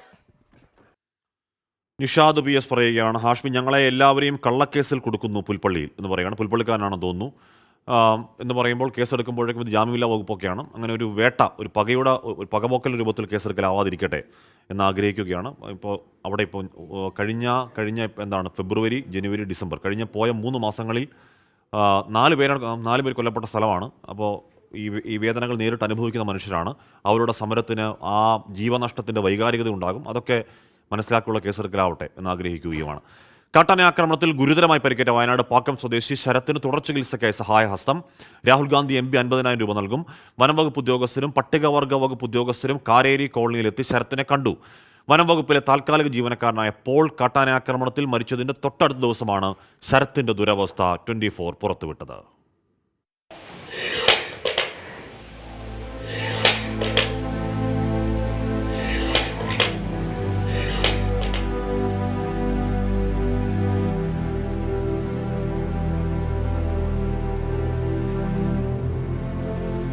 പാക്കത്ത് പോൾ കൊല്ലപ്പെട്ട അതേ ദിവസം രാത്രിയിലാണ് തൊട്ടടുത്തുള്ള കാരേരി കാട്ടുനായ്ക്ക കോളനിയിലേക്ക് ഞാൻ എത്തുന്നത്. ഇവിടേക്കുള്ള വഴി കാട്ടിയത് കട നടത്തുന്ന ജോൺ എന്ന മനുഷ്യനാണ്. ശരത് എന്ന ഈ ബാലൻ കാട്ടാനയുടെ ആക്രമണത്തിൽ ഗുരുതരമായി പരിക്കേറ്റ് ഇപ്പോഴും ചികിത്സയിൽ തുടരുകയാണ്. ഈ ദുരവസ്ഥ ലോകത്തെ അറിയിച്ചു. പലരും സഹായവുമായി രംഗത്തെത്തുന്നു എന്നുള്ളതാണ് പ്രതീക്ഷ. ശരത്തിനെ കാണാൻ ഞങ്ങൾ വീണ്ടും കാരേരി കാട്ടുനായ്ക്ക കോളനിയിലെത്തി. അതേ കിടക്കയിൽ ഒറ്റക്കിടപ്പാണ്. തുടർ ചികിത്സയ്ക്കായി ബുദ്ധിമുട്ടുന്ന കുടുംബത്തിൻ്റെ ദുരവസ്ഥ 24 വാർത്തയാക്കിയിരുന്നു. ആ വാർത്തയുടെ വഴിയിൽ സഹായഹസ്തങ്ങളുണ്ടായി. MP ആയ രാഹുൽ ഗാന്ധി ഒരു ഉദാഹരണം. പുൽപ്പള്ളി പാക്കം ശരത്തിൻ്റെ വന്യമൃഗ ആക്രമണത്തിൽ ഗുരുതരമായി പരിക്കേറ്റ് വലിയ പ്രയാസത്തോടുകൂടി കിടക്കുന്നതായിട്ടുള്ള ശ്രീ ശരത്തിൻ്റെ വാർത്ത ആദ്യം ശ്രദ്ധയിൽപ്പെടുത്തുന്നത് 24 ചാനലാണ്. ആ വാർത്തയെ തുടർന്നാണ് ഈ വിഷയം പുറത്തേക്ക് ഗൗരവമായി എത്തുന്നതും അതിൻ്റെ ഒരു ബഹിർസ്ഫുരണമായി ഇന്ന് ശ്രീ രാഹുൽ ഗാന്ധി ഈ വിഷയത്തിൽ ഇടപെടുകയും അദ്ദേഹത്തിൻ്റെ ചികിത്സയ്ക്ക് 50,000 രൂപ അടിയന്തരമായി നൽകുന്നതിന് വേണ്ടിയിട്ടുള്ള നടപടി സ്വീകരിച്ചിരിക്കുകയാണ്. ശരത്തിന് പറയാനുള്ളത്, അതിനുശേഷം കുറേ പേര് കാണാനൊക്കെ വന്നു. പിന്നെ നല്ല ഇതൊക്കെ ചികിത്സയൊക്കെ ഇതൊക്കെ ചെയ്യാൻ പറഞ്ഞു. മാതാപിതാക്കളായ വിജയനും കമലാക്ഷിക്കും അല്പം ആശ്വാസം. അന്ന് എനിക്ക് ഭയങ്കര സങ്കടമായിരുന്നു കൊച്ചിനെ കാണുമ്പോൾ. ഇപ്പോൾ കുറേ പേരൊക്കെ വന്ന് സഹായിക്കുന്നുണ്ട് തന്നെ. കുട്ടീനേക്ക് ഇങ്ങനെ കുറച്ചൊക്കെ തരുന്നുണ്ട്. നമുക്ക് ആൾക്കാർ വന്ന് നമ്മളെ സഹായം തന്നില്ലെങ്കിൽ നമുക്ക് ഒരു സങ്കടം തോന്നില്ലേ? ആ സങ്കടം നമുക്ക് ഇതുവരെ ഉണ്ടായിരുന്നു. അത് ഇന്ന് തൊട്ട് നമ്മുടെ സങ്കടം നമ്മുടെ ഇതിൽ വെച്ച് നമ്മൾ അതുകൊണ്ട് കുറച്ച് മാറി കിട്ടി. അതുകൊണ്ട് നമുക്ക് ആൾക്കാർ നമ്മുടെ കൂടെ ഉണ്ടെന്ന് പറഞ്ഞ് നമുക്കൊരു മനസ്സിൽ ഇപ്പോഴും ഉണ്ട്. കഴിഞ്ഞ 28-നാണ് ശരത്തിനെ വീട്ടിലേക്ക് വരും വഴി ആന കുടഞ്ഞെറിഞ്ഞത്. ഇടുപ്പല്ലിനാണ് പരിക്ക്. 24 വാർത്തയ്ക്ക് പിന്നാലെ ഇതിനകം പല വകുപ്പുകളിലെയും ഉദ്യോഗസ്ഥർ അടക്കമുള്ളവർ കാരേരി കോളനിയിലേക്ക് എത്തിയിരുന്നു. വയനാട്ടിലേക്ക് അടുത്ത ദിവസം എത്തുന്ന മന്ത്രിമാർക്ക് മുന്നിൽ ശരത്തിന്റെ കുടുംബം അപേക്ഷകൾ കൈമാറും. ഇപ്പോഴും കാട്ടാന പേടിയുണ്ട് ഇന്നാട്ടുകാർക്ക്. അടുത്ത ദിവസങ്ങളിൽ പോലും കൃഷി നശിപ്പിച്ചാണ് കാട്ടാന കാടുകയറിയത്. സുർജിത് അയ്യപ്പത്ത്, 24 വയനാട്. നെറോൺ ചോദിക്കുന്നുണ്ട്, ഭരണപക്ഷത്തെ ഒരു മന്ത്രി പോലും എന്താണ് വയനാട് സന്ദർശിക്കാത്തെന്ന് പറയുന്നുണ്ട്. ചോദ്യം ശരിയായ ചോദ്യമാണ്. പക്ഷേ എന്താണ് വയനാട്ടിൽ പോയി അവിടെ പോയി നേരിട്ട് നിന്ന് വേണം കാര്യങ്ങൾ ചെയ്യാൻ എന്ന ചോദ്യം സാങ്കേതികമായി ശരിയാണെങ്കിലും അവിടെ പോയി നിന്ന് അവരോട് സംസാരിക്കുകയും അവരെ സമാധാനിപ്പിക്കുകയും ചെയ്യുക എന്ന് പറയുന്ന ഒരു ധാർമ്മികത, അത് നൽകുന്ന കരുത്ത് അവർക്ക് വളരെ വലുതായിരിക്കും. അതുകൊണ്ടാണ് വനമന്ത്രി എന്തുകൊണ്ട് പോയിട്ടില്ല എന്ന് ആവർത്തി ചോദിക്കേണ്ടിയും വരുന്നത്. ഒരു പ്രേക്ഷകൻ ഷഫീർ പറയുകയാണ്, തെരുവിൽ ടെൻ്റ് കെട്ടി താമസിക്കുന്നവരെ വിലക്കണം. അത് അവർക്ക് നമുക്ക് സുരക്ഷിതമല്ല. ഒറ്റമുറിയിൽ വാടകയ്ക്കെങ്കിലും താമസിക്കട്ടെ, അല്ലാത്തവരെ തിരിച്ചയക്കണം എന്ന് പറയുന്നുണ്ട്. CSB കേരള സംസ്ഥാനത്തെ മൊത്തം മുൾമുനയിൽ നിർത്തുന്ന ഇത്തരം സംഭവങ്ങൾ എന്തുകൊണ്ട് ആവർത്തിക്കുന്നു? പ്രതികളെ വെറുതെ വിടരുത്, സ്ത്രീകളോടൊപ്പമുള്ള കുട്ടികളെ ഉൾപ്പെടെ പരിശോധിക്കുക എന്ന് പറയുകയാണ്. മേരിക്ക് വേണ്ടിയുള്ള തെരച്ചിൽ പോലീസ് വളരെ ഊർജ്ജസ്വലമായി തുടരുകയാണ്. എത്രയും പെട്ടെന്ന് ഒരു നല്ല വാർത്ത കിട്ടട്ടെ എന്ന് പ്രതീക്ഷിക്കുന്നു. നമ്മൾ നേരെ ഒന്ന് മാർക്കറ്റ് വ്യൂവിലേക്ക് പോകുന്നു. മാർക്കറ്റ് വ്യൂവുമായി സൂര്യശ്രീ. DBFS മാർക്കറ്റ് വ്യൂ സമർപ്പിക്കുന്നത് DBFS wealth management and non banking finance.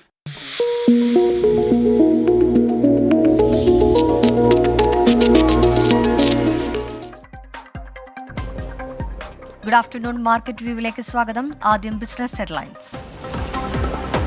Indian ഓഹരി വിപണിയിൽ റെക്കോർഡ് നേട്ടത്തോടെ വ്യാപാരം പുരോഗമിക്കുന്നു. നിഫ്റ്റി സർവകാല റെക്കോർഡിലെത്തി. സെൻസെക്സ് 300 പോയിന്റ് ഉയർന്നു. സൂചികകൾ പുതിയ ഉയരങ്ങളിലെത്തുന്നത് ഈ വർഷം ഇത് 6ാം തവണ. പിന്തുണച്ച് ആഭ്യന്തര നിക്ഷേപകർ. ചൈനയിലേക്കുള്ള വിദേശ നിക്ഷേപത്തിൽ ഇടിവ്. നിക്ഷേപം 82% കുറഞ്ഞു. രേഖപ്പെടുത്തിയത് 30 വർഷത്തിനിടയിലെ ഏറ്റവും മോശമായ ഇടിവ്. $2.6 ബില്യൺ സമാഹരിക്കുന്നതിന് സോവറിൻ ഫണ്ടുകളുമായി ചർച്ച നടത്തി അദാനി ഗ്രൂപ്പ്. തുക വിനിയോഗിക്കുക എയർപോർട്ട് വിപുലീകരണത്തിനും ഗ്രീൻ ഹൈഡ്രജൻ പദ്ധതികൾക്കുമായി. ലണ്ടൻ, ദുബായ്, സിംഗപ്പൂർ എന്നിവിടങ്ങളിലെ നിക്ഷേപകരുമായി ചർച്ച നടത്തി. 2047 ഇന്ത്യൻ സമ്പദ് വ്യവസ്ഥ $358 ട്രില്യൺ എത്തുമെന്ന് നീതി ആയോഗ് CEO അമിതാഭ് കാന്ത്. 3 പതിറ്റാണ്ടിനിടെ 10% വളർച്ച കൈവരിക്കും. 2027 ഇന്ത്യ 3ാമത്തെ വലിയ സമ്പദ്ഘടനയായി മാറുമെന്നും അമിതാഭ് കാന്ത്. ഇ-കൊമേഴ്സ് പോരാട്ടത്തിനൊരുങ്ങി സൊമാറ്റോ. ഇ-കൊമേഴ്സ് വഴി കൂടുതൽ ഡെലിവറികൾ ലഭ്യമാക്കുന്നതിനായി ബ്ലിങ്കിറ്റിലേക്ക് സർവീസ് വ്യാപിപ്പിക്കും. പ്ലാറ്റ്ഫോമിലൂടെ ബ്രാൻഡഡ് ഉൽപ്പന്നങ്ങൾ അതിവേഗം ലഭ്യമാക്കും. മുൻനിര കമ്പനികളുമായുള്ള ചർച്ചകൾ അന്തിമഘട്ടത്തിൽ.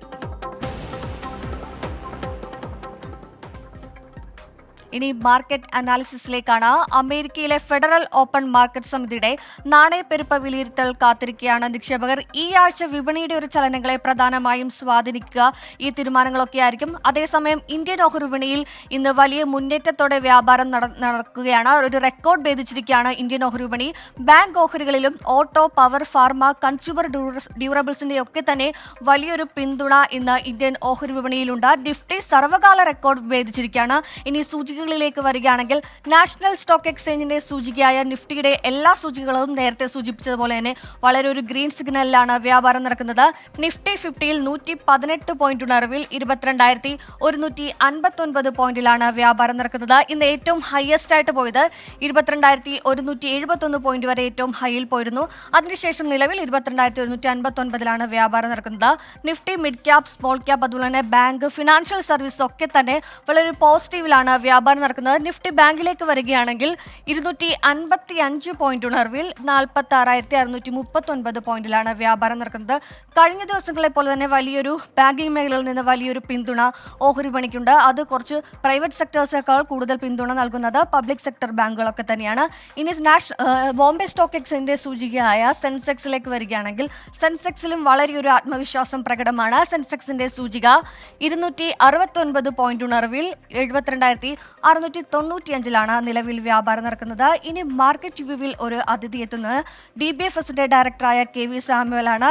Good afternoon KV Samuel. ഓഹരി വിപണിയിൽ വലിയൊരു ആത്മവിശ്വാസത്തോടെയൊക്കെ തന്നെ വ്യാപാരം പുരോഗമിക്കുകയാണ്. ഈ ഒരു ഘട്ടത്തിൽ എന്തൊക്കെയായിരിക്കും നിക്ഷേപകർ സ്വീകരിക്കേണ്ട ഒരു കരുതലുകൾ എന്തൊക്കെയായിരിക്കും?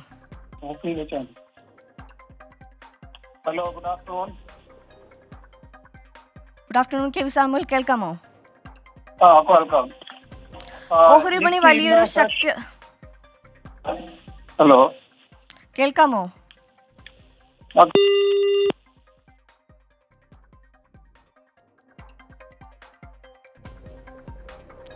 ഏതായാലും ഓഹരി വിപണി വലിയൊരു ആത്മവിശ്വാസത്തിലൂടെ തന്നെ മുന്നേറുകയാണ്. സെൻസെക്സ് സൂചികളിലും നിഫ്റ്റി സൂചികളിലും ആത്മവിശ്വാസം പ്രകടമാണ്. ഓട്ടോ, ബാങ്കിംഗ്, അതുപോലെ തന്നെ ഫാർമ ഓഹരികളിലൊക്കെ ഒരു ആത്മവിശ്വാസം നമുക്ക് പ്രകടമായി തന്നെ കാണാൻ സാധിക്കും. വിദേശ നിക്ഷേപകർക്കൊപ്പം തന്നെ ആഭ്യന്തര നിക്ഷേപകർക്കും ഉണ്ടായ ഒരു വലിയൊരു പിന്തുണ ഇന്നത്തെ ഓഹരി വിപണിയിൽ കാണാനായിട്ട് സാധിക്കും. കഴിഞ്ഞ 5 ദിവസങ്ങളായി ഇന്ത്യൻ ഓഹരി വിപണിയിൽ ഈ ഒരു നിക്ഷേപകരുടെ ആഭ്യന്തര നിക്ഷേപകരുടെ ഒരു പിന്തുണയുണ്ട്. അതുകൊണ്ട് തന്നെ ഇന്നത്തെ ഒരു വ്യാപാരത്തിൽ ഒരു റെക്കോർഡ് നേട്ടത്തിലേക്ക് റെക്കോർഡ് നേട്ടത്തിലേക്കൊക്കെ എത്താൻ സഹായിച്ചത് പ്രധാനമായും ആഭ്യന്തര നിക്ഷേപകരുടെ ഒരു സപ്പോർട്ട് കൊണ്ട് തന്നെയാണെന്ന് പറയാം. വീണ്ടും നമ്മൾ ഗസ്റ്റിലേക്ക് എത്തുകയാണ്. Good afternoon Shri KV Samuel. Good afternoon. ഇന്ന് Nifty fresh record high touch ചെയ്തിരിക്കുകയാണ്. ഇന്നത്തെ റെക്കോർഡ് ഹൈ എന്ന് പറയുന്നത് 20,167 ഏകദേശം 120 പോയിന്റ് ഉയർന്നാണ് ഇപ്പോൾ ട്രേഡ് നടത്തുന്നത്. അതുപോലെ സെൻസെക്സും ഏകദേശം ഓൾ ടൈം ഹൈയോട് അടുത്താണ് ട്രേഡ് നടത്തുന്നത്. ഓൾ ടൈം ഹൈ 73,427 ഇപ്പോൾ ഏകദേശം 72,800 അടുത്താണ്. 356 പോയിന്റ് ഉയർന്നാണ് ഇപ്പോൾ ട്രേഡ് നടത്തുന്നത്. LICയുടെ ഷെയർ ഏകദേശം 2% ഉയർന്നായിരുന്നു. അത് ഒരു പ്രത്യേക ന്യൂസ് ഉണ്ടായിരുന്നു. ഇൻകം ടാക്സിൽ നിന്ന് 21,740 രൂപയുടെ റീഫണ്ട്, കോടി രൂപയുടെ റീഫണ്ട് LICക്ക് കിട്ടിയെന്നുള്ളതാണ് ആ ന്യൂസ്. ഇത് LICയെ സംബന്ധിച്ചിടത്തോളം വളരെ പോസിറ്റീവ് ആയിട്ടുള്ള ന്യൂസാണ്. അതുപോലെ കസ്റ്റമേഴ്സിന് PSU ബാങ്ക് സ്റ്റോക്സിനാണ് പ്രിഫറൻസ് പ്രൈവറ്റ് ബാങ്കുമായിട്ട് കമ്പയർ ചെയ്യുമ്പോൾ എന്ന് മാർക്കറ്റ് അനലിസ്റ്റുകൾ പ്രഡിക്റ്റ് ചെയ്യുന്നു. ഇന്ന് ഏറ്റവും കൂടുതൽ നേട്ടം കൈവരിച്ച ഓഹരികള് ഗ്രാസിൽ 62 രൂപ ഉയർന്ന 2,162 ബജാജ് ഫിൻസർവ് 37 രൂപ ഉയർന്ന് 1,612 ബജാജ് ഓട്ടോ 185 രൂപ ഉയർന്ന് 8,510 ഇപ്പോൾ ട്രേഡ് നടക്കുന്നത്. ഇടിവ് നേരിട്ട ഓഹരികള് SBI ലൈഫ് 20 രൂപ കുറഞ്ഞ് 1,488 HDFC ലൈഫ് 6 രൂപ കുറഞ്ഞ് 586 L&T 30 രൂപ കുറഞ്ഞ് 3,387 ട്രേഡ് നടക്കുന്നത്. ഗോൾഡ് കഴിഞ്ഞ ആഴ്ചത്തെ ഇടിവിന് ശേഷം വീണ്ടും 2,000 മാർക്ക് ക്രോസ് ചെയ്തിരിക്കുകയാണ്. ഇപ്പോൾ ഏകദേശം $2,020 ട്രേഡ് നടത്തുന്നത്. ഇന്നത്തെ അതിന്റെ ട്രേഡിംഗ് റേഞ്ച് എന്ന് പറയുന്നത് $2,033 $2,011. മാർക്കറ്റിനെ സംബന്ധിച്ച് ഇന്ന് ഒരു സ്റ്റഡി മാർക്കറ്റാണ്. ക്ലോസിംഗ് വരെയും ഈ ഗെയിൻസ് കണ്ടിന്യൂ ചെയ്യാൻ സാധ്യതയുണ്ട്. ബാക്കി അപ്ഡേറ്റ് ഈവനിങ് അപ്ഡേറ്റിൽ തരുമെന്നായിരിക്കും. നന്ദി. ശ്രീ KV സാമുവലാണ് മാർക്കറ്റിൽ അതിഥിയായെത്തിയത്. ഏതായാലും വിദേശ നിക്ഷേപകർക്കൊപ്പം ആഭ്യന്തര നിക്ഷേപകരുടെയും ഒക്കെ വലിയൊരു പിന്തുണ വിപണിയിൽ ദൃശ്യമാണ്. മാർക്കറ്റ് വ്യൂവിന്റെ ഇൻട്രാഡേ എപ്പിസോഡ് ഇവിടെ പൂർത്തിയാകുന്നു. വിപണിയുമായി ബന്ധപ്പെട്ട കൂടുതൽ വാർത്തകൾ ഇനി മാർക്കറ്റ് വ്യൂവിന്റെ ക്ലോസിംഗ് ബെല്ലിൽ അറിയാം. ഇനി ഇടവേളയാണ്. ഇടവേളയ്ക്ക് ശേഷം ഗുഡ് ആഫ്റ്റർനൂണുമായി ഹാഷ്മി.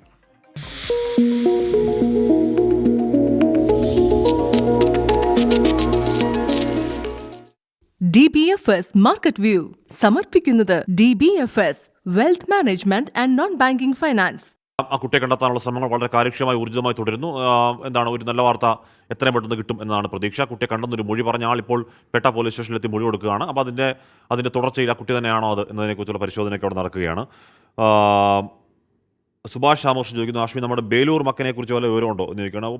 8-9 ദിവസമായിട്ട് നമ്മുടെ ഇപ്പോൾ 250 അംഗം അതിൻ്റെ പിന്നാലെ നടക്കുകയാണ്.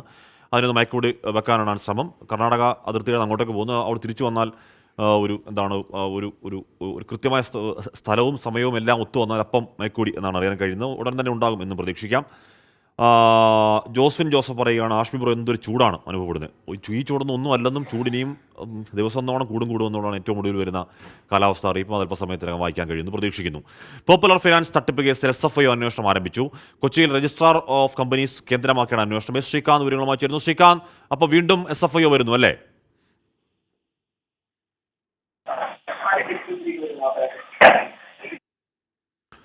കാക്കനാട് ROC കേന്ദ്രമാക്കിയാണ് അന്വേഷണം നടക്കുന്നത്. പോപ്പുലർ ഫൈനാൻസ് തട്ടിപ്പ് കേസിലാണ് SFIO അന്വേഷണം. SFIO എന്ന് പറയുന്നത് അധികമാരും കേൾക്കാത്ത, കേരളത്തിലെങ്കിലും കേൾക്കാത്തൊരു അന്വേഷണ ഏജൻസിയായിരുന്നു. ഏജൻസി അത് മാസപ്പടി കേസിൽ വന്നതോടുകൂടിയാണ് അത്രയും ആ പേര് കേട്ടു തുടങ്ങിയത്. ഇപ്പോൾ കേരളത്തിൽ രണ്ടാമത്തെ SFIO അന്വേഷണം അല്ലേ ശ്രീകാന്ത്?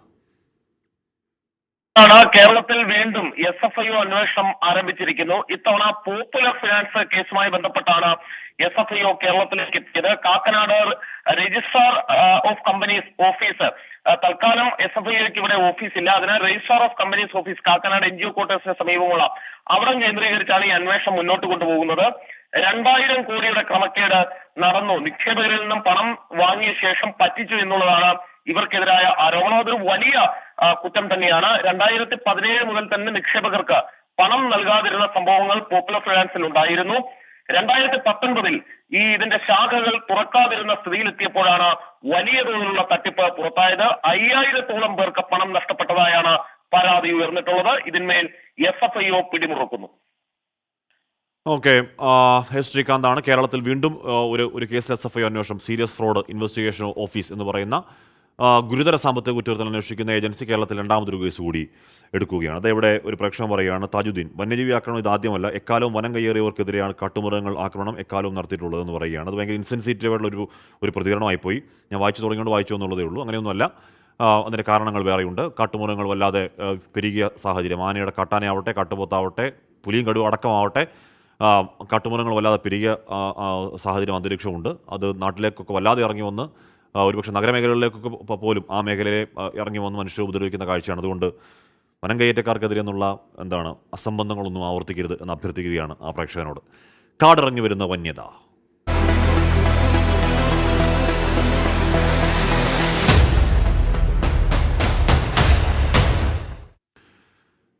സംസ്ഥാനത്ത് ഭീതി വിതച്ച് വീണ്ടും വന്യമൃഗങ്ങൾ. മൂന്നാർ ടൗണിൽ കാട്ടുപോത്ത് ഇറങ്ങി. മലയാറ്റൂർ കുരിശുമുടി പാതയിൽ കാട്ടാനക്കൂട്ടം. പെരുവണ്ണാമൂഴിയിൽ ആന ഓടിക്കുന്നതിനിടെ പടക്കം പൊട്ടി ഫോറസ്റ്റ് വാച്ചർക്ക് പരിക്കേറ്റു. വന്യമൃഗങ്ങൾ നാട്ടിലിറങ്ങുന്നത് തടയാൻ വനംവകുപ്പ് നടപടികൾ സ്വീകരിക്കുന്നില്ല എന്ന് നാട്ടുകാർ ആരോപിച്ചു.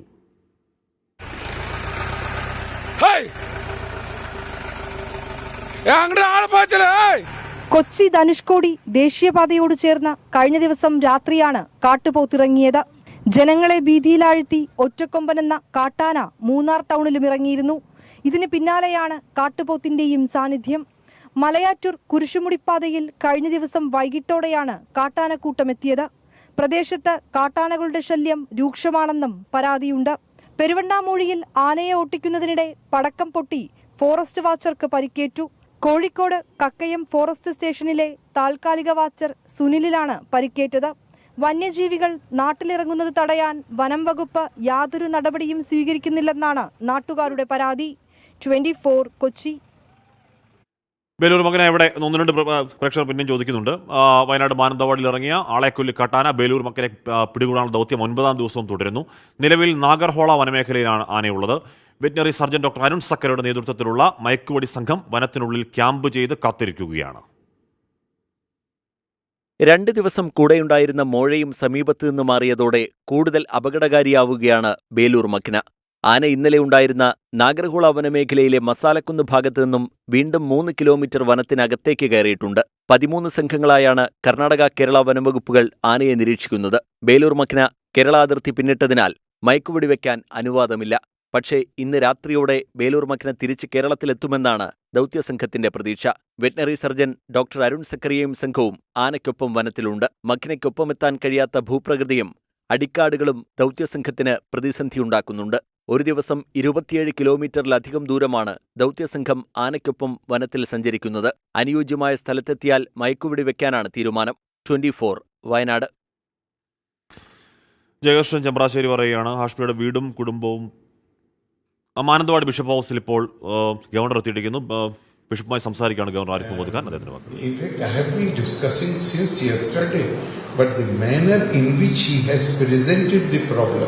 I have come to know for the first time, and today my purpose was that I will come here, I will go to the affected families, share their grief, and we are in no position to repair that grief.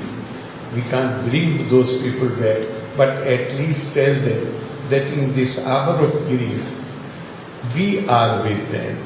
Our sympathies are with them. Our hearts are with them.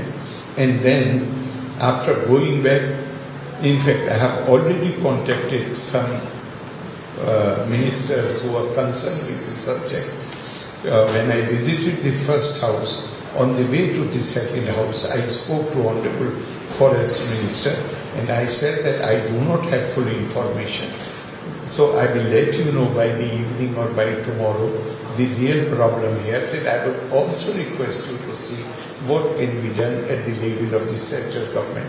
And I assure you, whatever Bishop Jose has just now spoken about, and this paper is with me, I will take up all these issues with the state government and with the central government.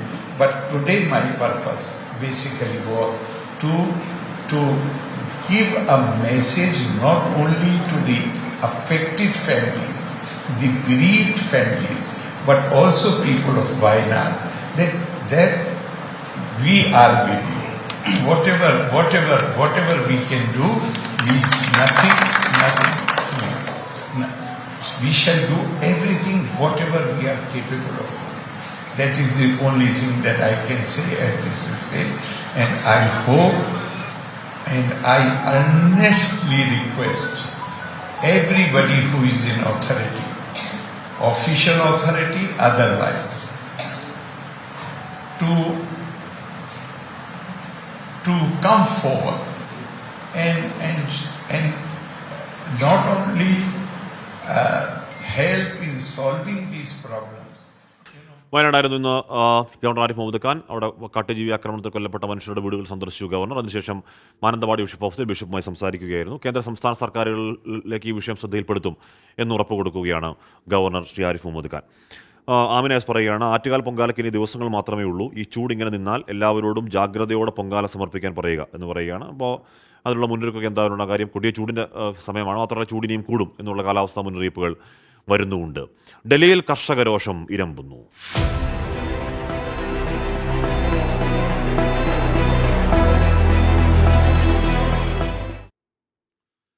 Punjab Haryana അതിർത്തിയിലെ കർഷക സമരം അവസാനിപ്പിക്കുന്നതിൽ അന്തിമ തീരുമാനം ഇന്ന്. താങ്ങുവിലയിൽ സർക്കാർ മുന്നോട്ട് വെച്ച നിർദ്ദേശങ്ങളിൽ സംയുക്ത കിസാൻ മോർച്ച രാഷ്ട്രീയേതര വിഭാഗം കർഷക സംഘടനകൾ വൈകിട്ട് യോഗം ചേർന്ന് തീരുമാനം അറിയിക്കും. സമരത്തിനിടെ ഒരു കർഷകൻ കൂടി ഹൃദയാഘാതം മൂലം മരിച്ചു. ശംഭു അതിർത്തിയിൽ നിന്നും നിതിൻ അംബുജൻ ചേരുന്നു. നിതിൻ, വൈകിട്ടത്തെ ചർച്ചയിൽ എങ്ങനെയാണ് പ്രതീക്ഷ വെക്കേണ്ടത്? സർക്കാർ മുന്നോട്ട് വെക്കുന്ന ഈ താങ്ങുവിലയിൽ സർക്കാർ മുന്നോട്ട് വെക്കുന്ന ഈ നിർദ്ദേശത്തിൽ തൃപ്തരാണോ സംഘടനകൾ?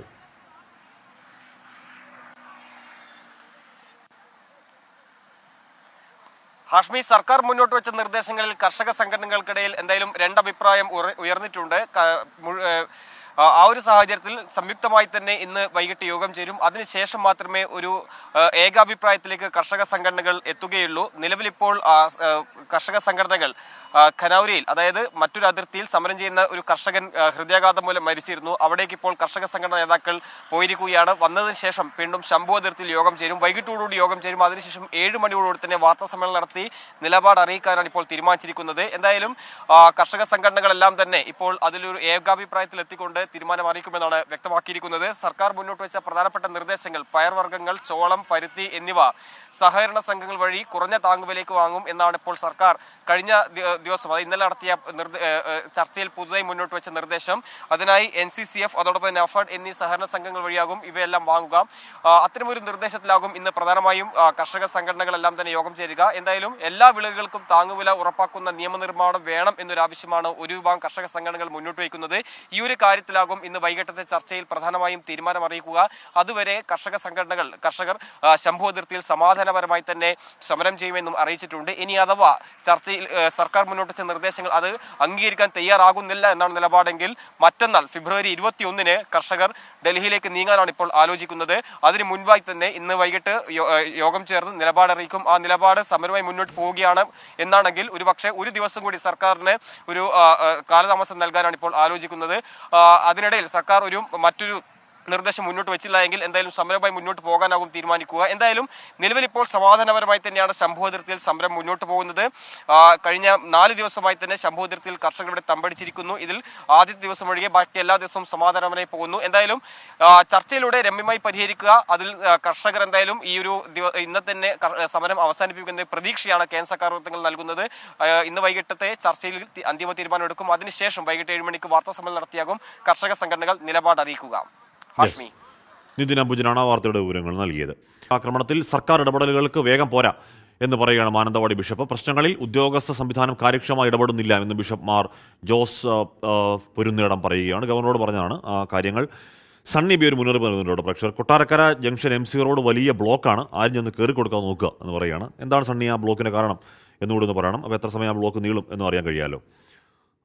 പന്തളം അമ്പലക്കടവിൽ സ്ത്രീക്ക് സൂര്യാഘാതം ഏറ്റു എന്ന് പറഞ്ഞു ഉദയൻ ചേട്ടൻ. അയ്യോ, അത് എവിടെയാട്ടോ അത്?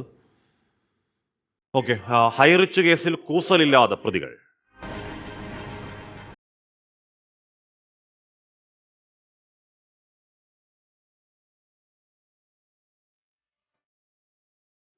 ഹൈറിച്ച് സാമ്പത്തിക തട്ടിപ്പ് കേസിൽ പ്രതിയും സ്ഥാപക കെ ഡി പ്രതാപൻ ED-ക്ക് മുന്നിൽ ഹാജരായി. രാവിലെ 11 മണിയോടെ അഭിഭാഷകർക്കൊപ്പമാണ് കൊച്ചിയിലെ ED ഓഫീസിലെത്തിയത്.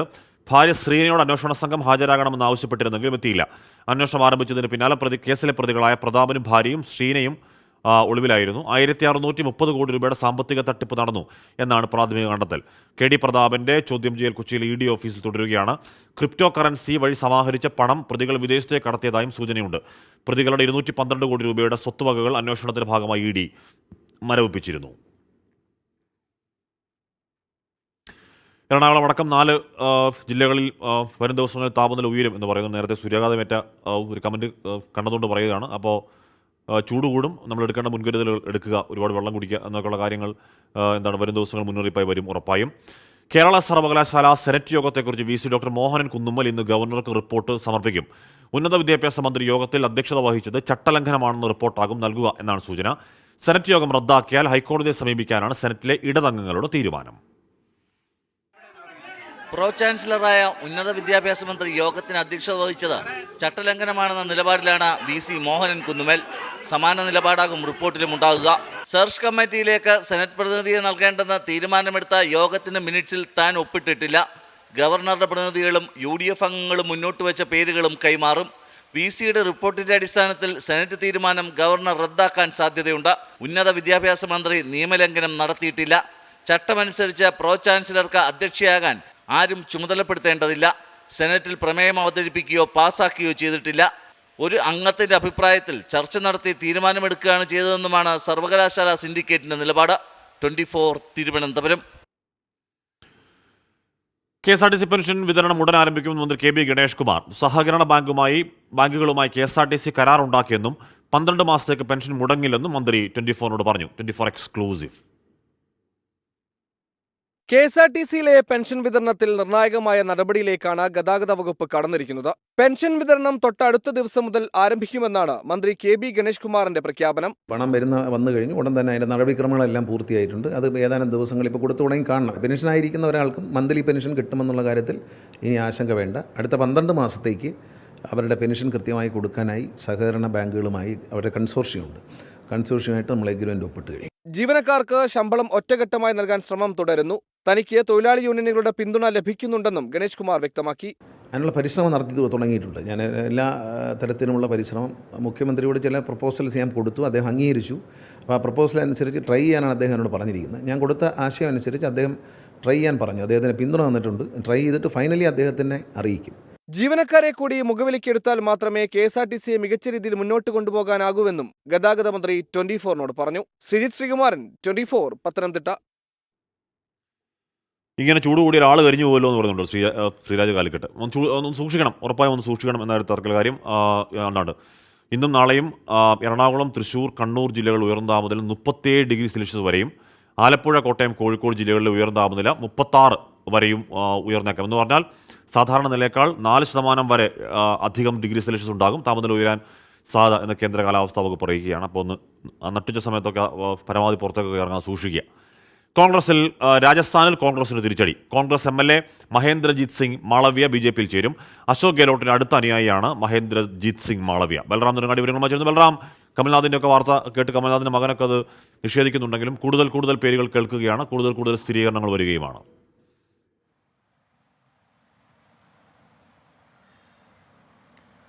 ഹാഷ്മി, ലോക്സഭാ തിരഞ്ഞെടുപ്പ് അടുക്കുന്ന ഘട്ടത്തിൽ ഇത്തവണ പരമാവധി സീറ്റുകൾ നേടുക എന്നുള്ളതാണ് BJPയുടെ ലക്ഷ്യം. 400-ൽ കൂടുതൽ സീറ്റുകൾ BJP നേടുമെന്ന് പ്രധാനമന്ത്രി നരേന്ദ്രമോദി പ്രഖ്യാപിച്ചിട്ടുണ്ട്. അത് സാക്ഷാത്കരിക്കുന്നതിനായി കോൺഗ്രസ് അടക്കമുള്ള പാർട്ടികളിൽ നിന്നും നേതാക്കളെ അടർത്തിയെടുക്കാനുള്ള ശ്രമങ്ങൾ തുടരുന്നു.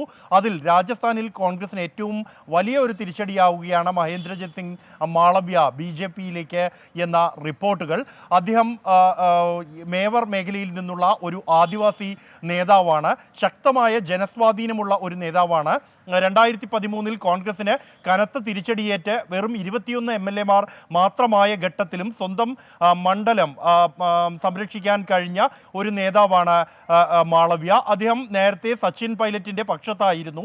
എന്നാൽ പിന്നീട് സച്ചിൻ പൈലറ്റ് പാർട്ടി വിടുന്ന BJP വിടുന്നതുമായി ബന്ധപ്പെട്ടുള്ള ചർച്ചകളിൽ ഉൾപ്പെടെ അദ്ദേഹം പങ്കെടുത്തിരുന്നെങ്കിൽ പോലും പിന്നീട് അവസാന ഘട്ടത്തിൽ അന്ന് മുഖ്യമന്ത്രിയായിരുന്ന ഉണ്ടായിരുന്ന അശോക് ഗെഹ്ലോട്ടിനോടൊപ്പം ചേരുകയായിരുന്നു.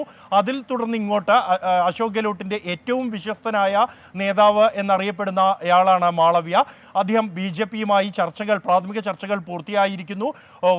കഴിഞ്ഞ സോണിയാഗാന്ധി ജയ്പൂരിൽ നാമനിർദ്ദേശ പത്രിക നൽകാൻ എത്തിയപ്പോൾ എല്ലാ കോൺഗ്രസിൻ്റെ MLA-മാരും അവിടെ എത്തി പിന്തുണ പ്രഖ്യാപിച്ചുകൊണ്ട് ഒപ്പുവച്ചിരുന്നു. എന്നാൽ മാളവ്യ അതിന് തയ്യാറായിട്ടില്ല.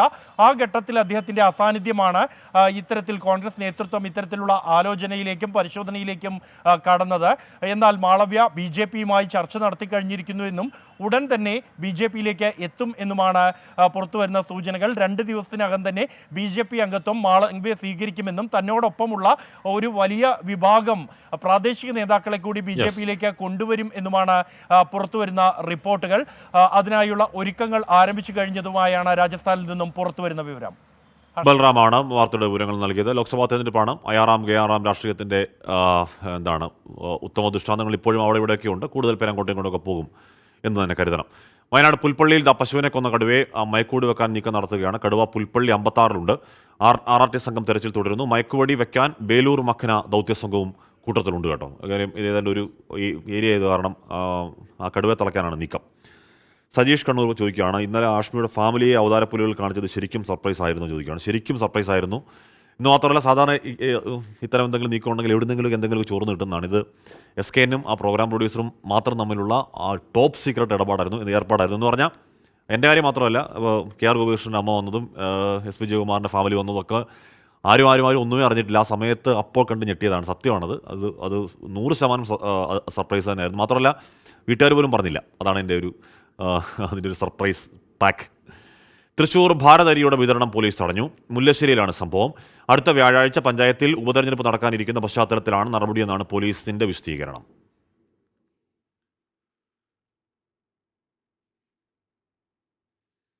തൃപ്പൂണിത്തുറ സ്ഫോടനത്തിൽ നഷ്ടപരിഹാരം ലഭ്യമായ നടപടികൾ പുരോഗമിക്കുകയാണെന്ന് മന്ത്രി P. രാജീവ് പറയുന്നു. 2 ആഴ്ചയ്ക്കുള്ളിൽ മജിസ്ട്രിയൽ റിപ്പോർട്ട് നൽകും. കുറ്റക്കാരെ നിയമത്തിന് മുന്നിൽ കൊണ്ടുവരും. അനുമതിയില്ലാതെയാണ് വെടിക്കെട്ട് എന്ന് ആവർത്തിക്കുന്നുണ്ട് P. രാജീവ്. സംസ്ഥാനത്ത് ഇന്നും നാളെയും ചൂട് കൂടുമെന്ന് കേന്ദ്ര കാലാവസ്ഥാ വകുപ്പ്. 2 മുതൽ 4 ഡിഗ്രി സെൽഷ്യസ് വരെ താപനില ഉയരും.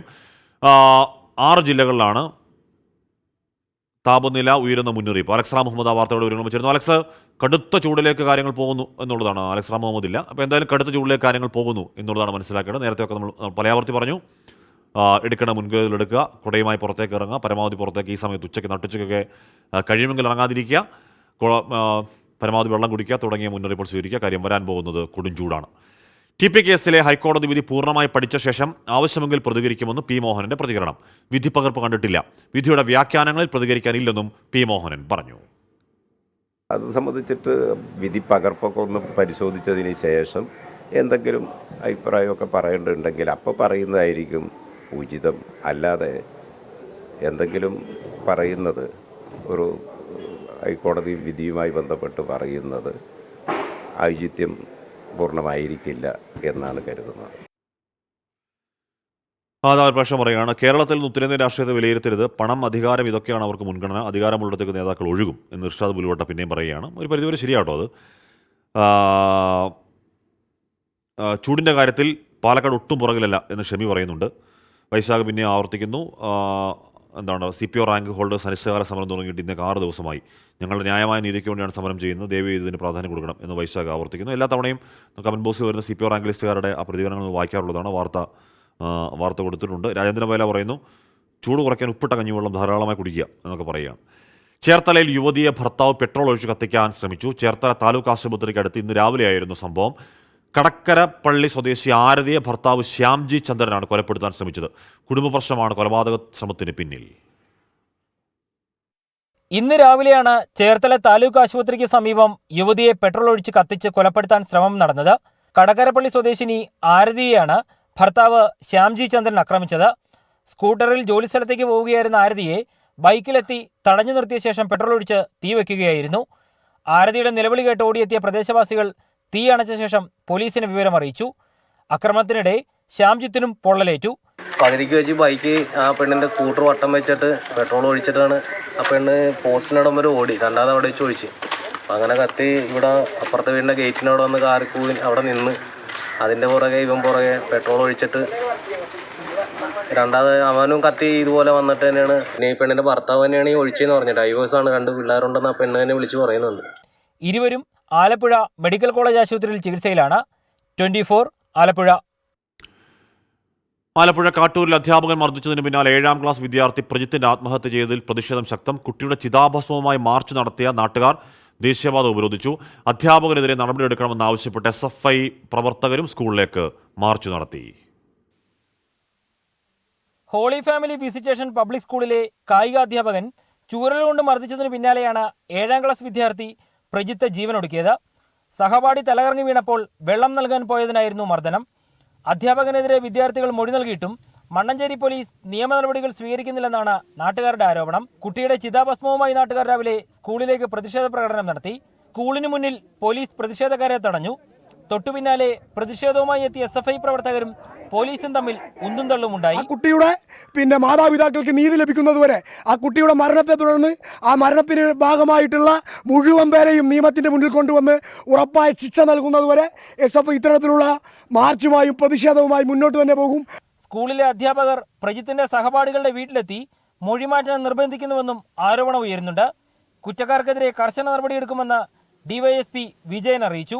ഉന്നയിക്കപ്പെട്ടുള്ള എല്ലാ ആരോപണങ്ങളും അത് വിദ്യാർത്ഥി സംഘടനകളായാലും പൊതുജനങ്ങളുടെ ഭാഗത്തു നിന്നായാലും രക്ഷിതാക്കളുടെ ഭാഗത്തു നിന്നായാലും ഉണ്ടായിട്ടുള്ള എല്ലാ ആരോപണങ്ങളും അത് സമഗ്രമായിട്ട് പരിശോധിച്ച് കൃത്യമായ അന്വേഷണം ഉണ്ടാവും. ഏതെങ്കിലും തരത്തിലുള്ള വീഴ്ച ആരുടെ ഭാഗത്തുണ്ടായാലും അത് ശക്തമായ നടപടിയുണ്ടാവും. കുറ്റക്കാർക്കെതിരെ നടപടി ഉണ്ടായില്ലെങ്കിൽ വരും ദിവസങ്ങളിലും ശക്തമായ പ്രതിഷേധം സംഘടിപ്പിക്കാനാണ് നാട്ടുകാരുടെ തീരുമാനം. 24 ആലപ്പുഴ. അപ്പോൾ അതിൽ നീതിയുക്തമായ നടപടി ഉണ്ടാവട്ടെ എന്ന് ആഗ്രഹിക്കേണ്ട കാര്യം. സമാനതകളില്ലാത്തൊരു പുത്രദുഃഖം അനുഭവിക്കുന്ന വീടാണ് ആ കുഞ്ഞിൻ്റെ വീട് എന്ന് പറയേണ്ടി വരും. ബിജി സുനിൽ പറയുന്നു, ഇന്ന് രാവിലെ ന്യൂസ് കേൾക്കാൻ പറ്റിയില്ല, അതുകൊണ്ടൊരു മൂഡില്ല. SKനെ കാണാനും പറ്റിയില്ല എന്ന് പറയുകയാണ്. ഇന്നങ്ങ് പോട്ടെന്നേ, നാളെ നമുക്ക് സെറ്റാക്കാം, നാളെ മൂഡ് തിരിച്ചു പിടിക്കാം. അതാ 1-2 പ്രേക്ഷകർ പിന്നെയും പറയുന്നുണ്ട്. രഘുനന്ദനൻ, കുട്ടിയെ കണ്ടെത്തും വരെ അനാവശ്യമായ കമൻറ്റുകൾ ആരും ചെയ്യാതിരിക്കലാണ് കേസന്വേഷണത്തിന് നല്ലത് എന്ന് രഘുനന്ദൻ തിരുമലവാരം പറയുന്നു. അബ്ദുൽ നാസർ പറഞ്ഞു, ആഷ്മി കടുത്ത ചൂട് വരാൻ പോകുന്നേ ഉള്ളൂ, ചൂടിനെ പർവ്വതീകരിച്ച് മുഴുവൻ പറഞ്ഞ് തീർക്കല്ലേ, 40-ന് മുകളിൽ ചൂടെത്തുമ്പോൾ ഒന്നും പറയാനുണ്ടാവില്ല എന്ന് പറയുകയാണ്. അപ്പോൾ ഇപ്പോൾ ഈ പോക്ക് കണ്ട 40-ന് മുകളിലേക്ക് ചൂടെത്തിയേക്കാൻ ഇടയുണ്ട്. നമുക്ക് കാലാവസ്ഥ എക്സ്ട്രീംസ് കേരളത്തിന് ഇപ്പോൾ പുതുമയല്ല, അതുകൊണ്ട് നമ്മൾ കരുതിയിരിക്കുക, മഴയാവട്ടെ വെയിലാവട്ടെ. പത്തനംതിട്ട ഏഴംകുളം ക്ഷേത്രത്തിൽ ഗരുഡൻ തൂക്കം വഴിപാടിനിടെ കുഞ്ഞ് താഴെ വീണ സംഭവത്തിൽ അടൂർ പോലീസ് കേസെടുത്തു. തൂക്കം നടത്തിയ ഏഴംകുളം സ്വദേശി ഷിനുവിനെ പ്രതിയാക്കിയാണ് കേസ്. വിഷയത്തിൽ ബാലാവകാശ കമ്മീഷൻ റിപ്പോർട്ട് തേടി. ശനിയാഴ്ച രാത്രിയാണ് കുംഭഭരണി ഉത്സവത്തിന്റെ ഭാഗമായി നടന്ന ഗരുഡൻ തൂക്കം വഴിപാടിനിടെ 10 മാസം പ്രായമുള്ള കുഞ്ഞ് നിലത്തേക്ക് വീണത്. ഉച്ചയോടെയാണ് ദൃശ്യങ്ങൾ പുറത്തു വന്നത്. വാർത്ത പുറത്തു വന്നതോടെ വിഷയത്തിൽ ബാലാവകാശ കമ്മീഷനും ഇടപെട്ടു. തൂക്കം വഴിപാട് നടത്തിയ ഏഴംകുളം സ്വദേശി ഷിനുവിനെതിരെ അടൂർ പോലീസ് കേസെടുത്തു. അശ്രദ്ധയാണ് കുട്ടി താഴെ വീഴാൻ കാരണമായതെന്നാണ് FIR. ബാലാവകാശ കമ്മീഷൻ വിശദമായ റിപ്പോർട്ട് തേടിയിട്ടുണ്ട്. പത്തനാപുരം സ്വദേശികളുടെ കുഞ്ഞാണ് താഴെ വീണത്. കൈയൊടിഞ്ഞ കുട്ടിക്ക് മറ്റ് ആരോഗ്യ പ്രശ്നങ്ങളില്ലെന്ന് ആശുപത്രി അധികൃതർ അറിയിച്ചു. 24 പത്തനംതിട്ട. അയ്യോ, അത് കാണുമ്പോൾ തന്നെ പേടിയാവുന്നു. ഇതാ ഇവിടെ ഒരു പ്രേക്ഷകൻ പറയാണ്, കോഴിക്കോട് താമരശ്ശേരി കൂടത്തായ്ക്കും മൈക്കാവിനും ഇടയിൽ പുലി ഇറങ്ങി, ഫോറസ്റ്റും പോലീസും നാട്ടുകാരും തെരച്ചിൽ നടത്തുമെന്ന് പറയുകയാണ്. നോക്കാം കേട്ടോ എന്താ സംഭവം. ഓക്കെ. ജനപ്രിയ പ്രഖ്യാപനങ്ങളുമായി തമിഴ്നാട് ബജറ്റ്. വിദ്യാർത്ഥികൾ, യുവാക്കൾ, സ്ത്രീകൾ തുടങ്ങിയ എല്ലാ വിഭാഗങ്ങളെയും ഉൾക്കൊള്ളുന്ന ബജറ്റാണ് ധനമന്ത്രി തങ്കം തെന്നരസ് അവതരിപ്പിച്ചത്. 6 മുതൽ 12ാം ക്ലാസ് വരെ തമിഴ് മീഡിയത്തിൽ പഠിച്ച വിദ്യാർത്ഥികൾക്ക് കോളേജ് വിദ്യാഭ്യാസത്തിനായി പ്രതിമാസം 1000 രൂപ നൽകും. ട്രാൻസ്ജെൻഡർ വിഭാഗത്തിലുള്ളവരുടെ കോളേജ് പഠനം സൗജന്യമാക്കി.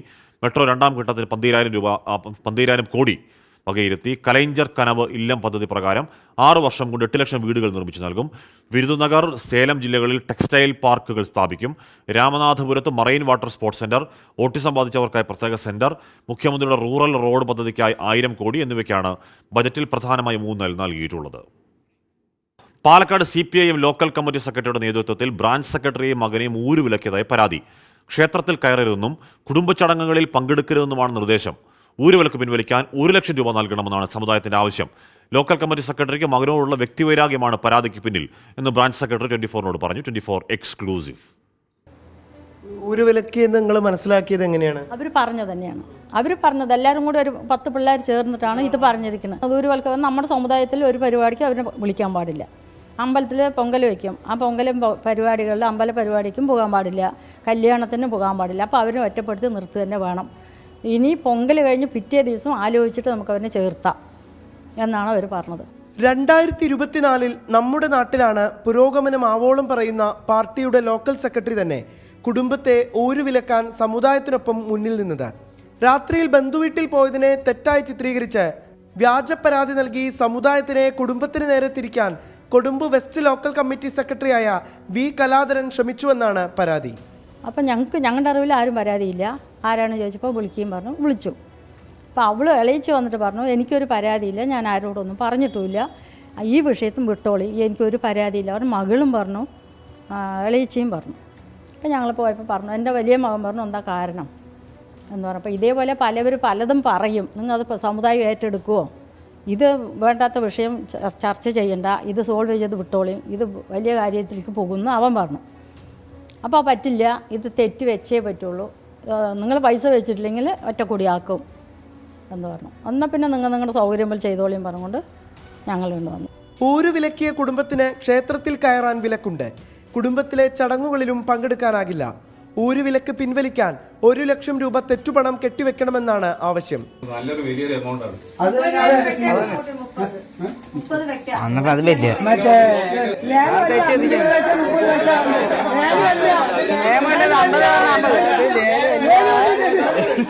എന്നെ എൻ്റെ ഇളയച്ചിനെ അമ്പലത്തിൽ ചവിട്ടണ്ട, അമ്പലത്തിൽ പോയാൽ ഈ ശുദ്ധികലശം ചെയ്യണം, ഇവർ അമ്പലത്തിൽ കടക്കാൻ പാടില്ല, ഒരു പരിസരത്തും പോകാൻ പാടില്ല, കല്യാണത്തിന് എവിടെയും വിളിക്കാൻ പാടില്ല, അവരെ മാറ്റി നിർത്തുക തന്നെ വേണം പറഞ്ഞിട്ടാണ് ഞങ്ങളെ അയച്ചു വിട്ടത്.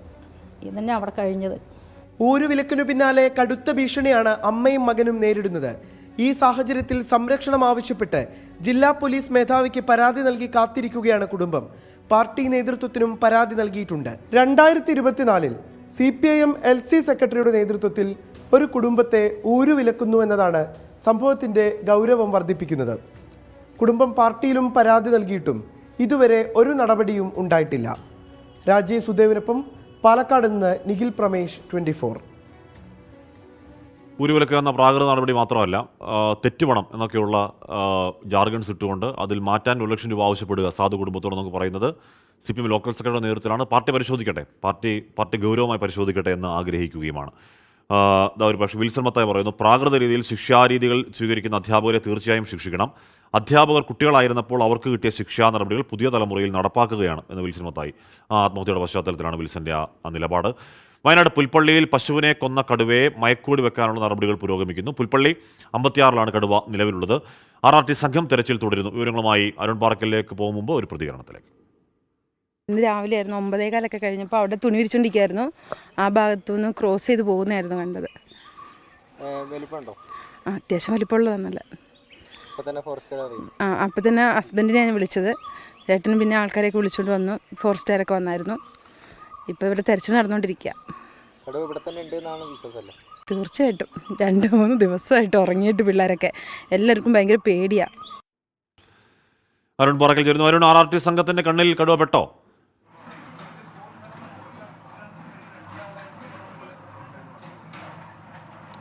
ഹാഷ്മി, ഇതുവരെയും RRT സംഘത്തിൻ്റെ കണ്ണിൽ ഈ കടുവ പെട്ടിട്ടില്ല. പക്ഷേ നമുക്ക് തൊട്ടുപുറകിൽ കാണുന്ന ഈ പറമ്പ് തോട്ടം മേഖലയാണ്. ആ തോട്ടം മേഖലയിൽ കടുവ ഉണ്ട് എന്നൊരു വിശ്വാസമാണ് ഇപ്പോൾ RRT സംഘത്തിനുള്ളത്. നാട്ടുകാരും അത് തന്നെയാണ് സൂചിപ്പിക്കുന്നത്. ഇന്ന് രാവിലെയാണ് ഒരു വീട്ടമ്മ തുണി അയയിൽ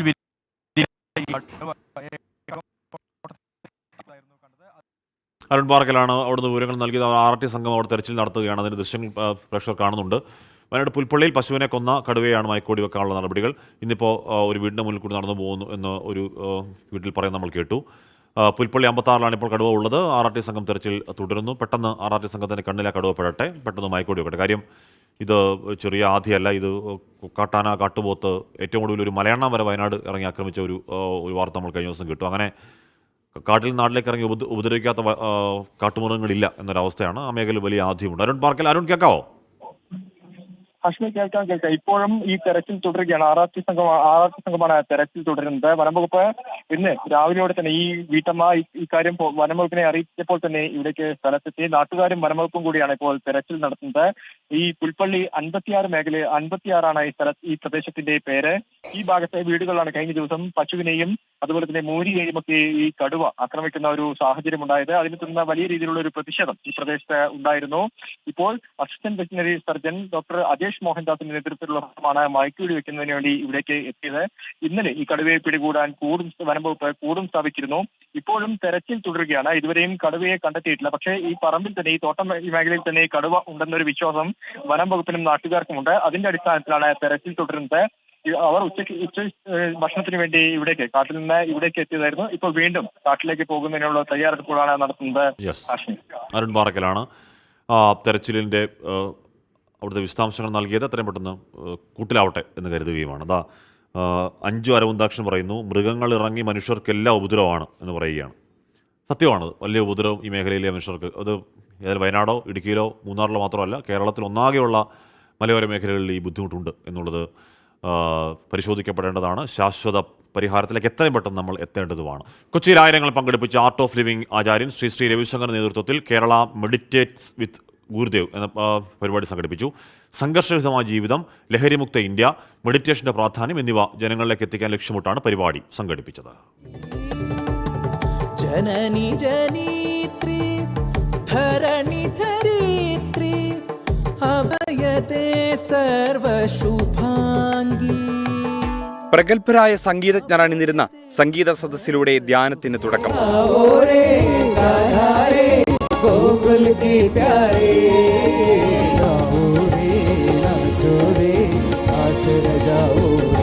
നൃത്താവിഷ്കാരത്തിലൂടെ ധ്യാനത്തിന്റെ രണ്ടാം ഘട്ടം. സമ്മേളനത്തിൽ എത്തിച്ചേർന്ന ആയിരക്കണക്കിന് ആളുകളെ ആത്മീയ ലഹരിയിലാഴ്ത്തി യോഗാചാര്യൻ ശ്രീ രവിശങ്കറിന്റെ കടന്നുവരവ്. ജീവിതത്തിലെ പ്രതിസന്ധികൾ നേരിടുന്നതിനെക്കുറിച്ചുള്ള പ്രായോഗിക വശങ്ങളെക്കുറിച്ചും ധ്യാനത്തിന്റെ പ്രസക്തിയെക്കുറിച്ചും ആചാര്യന്റെ വാക്കുകൾ.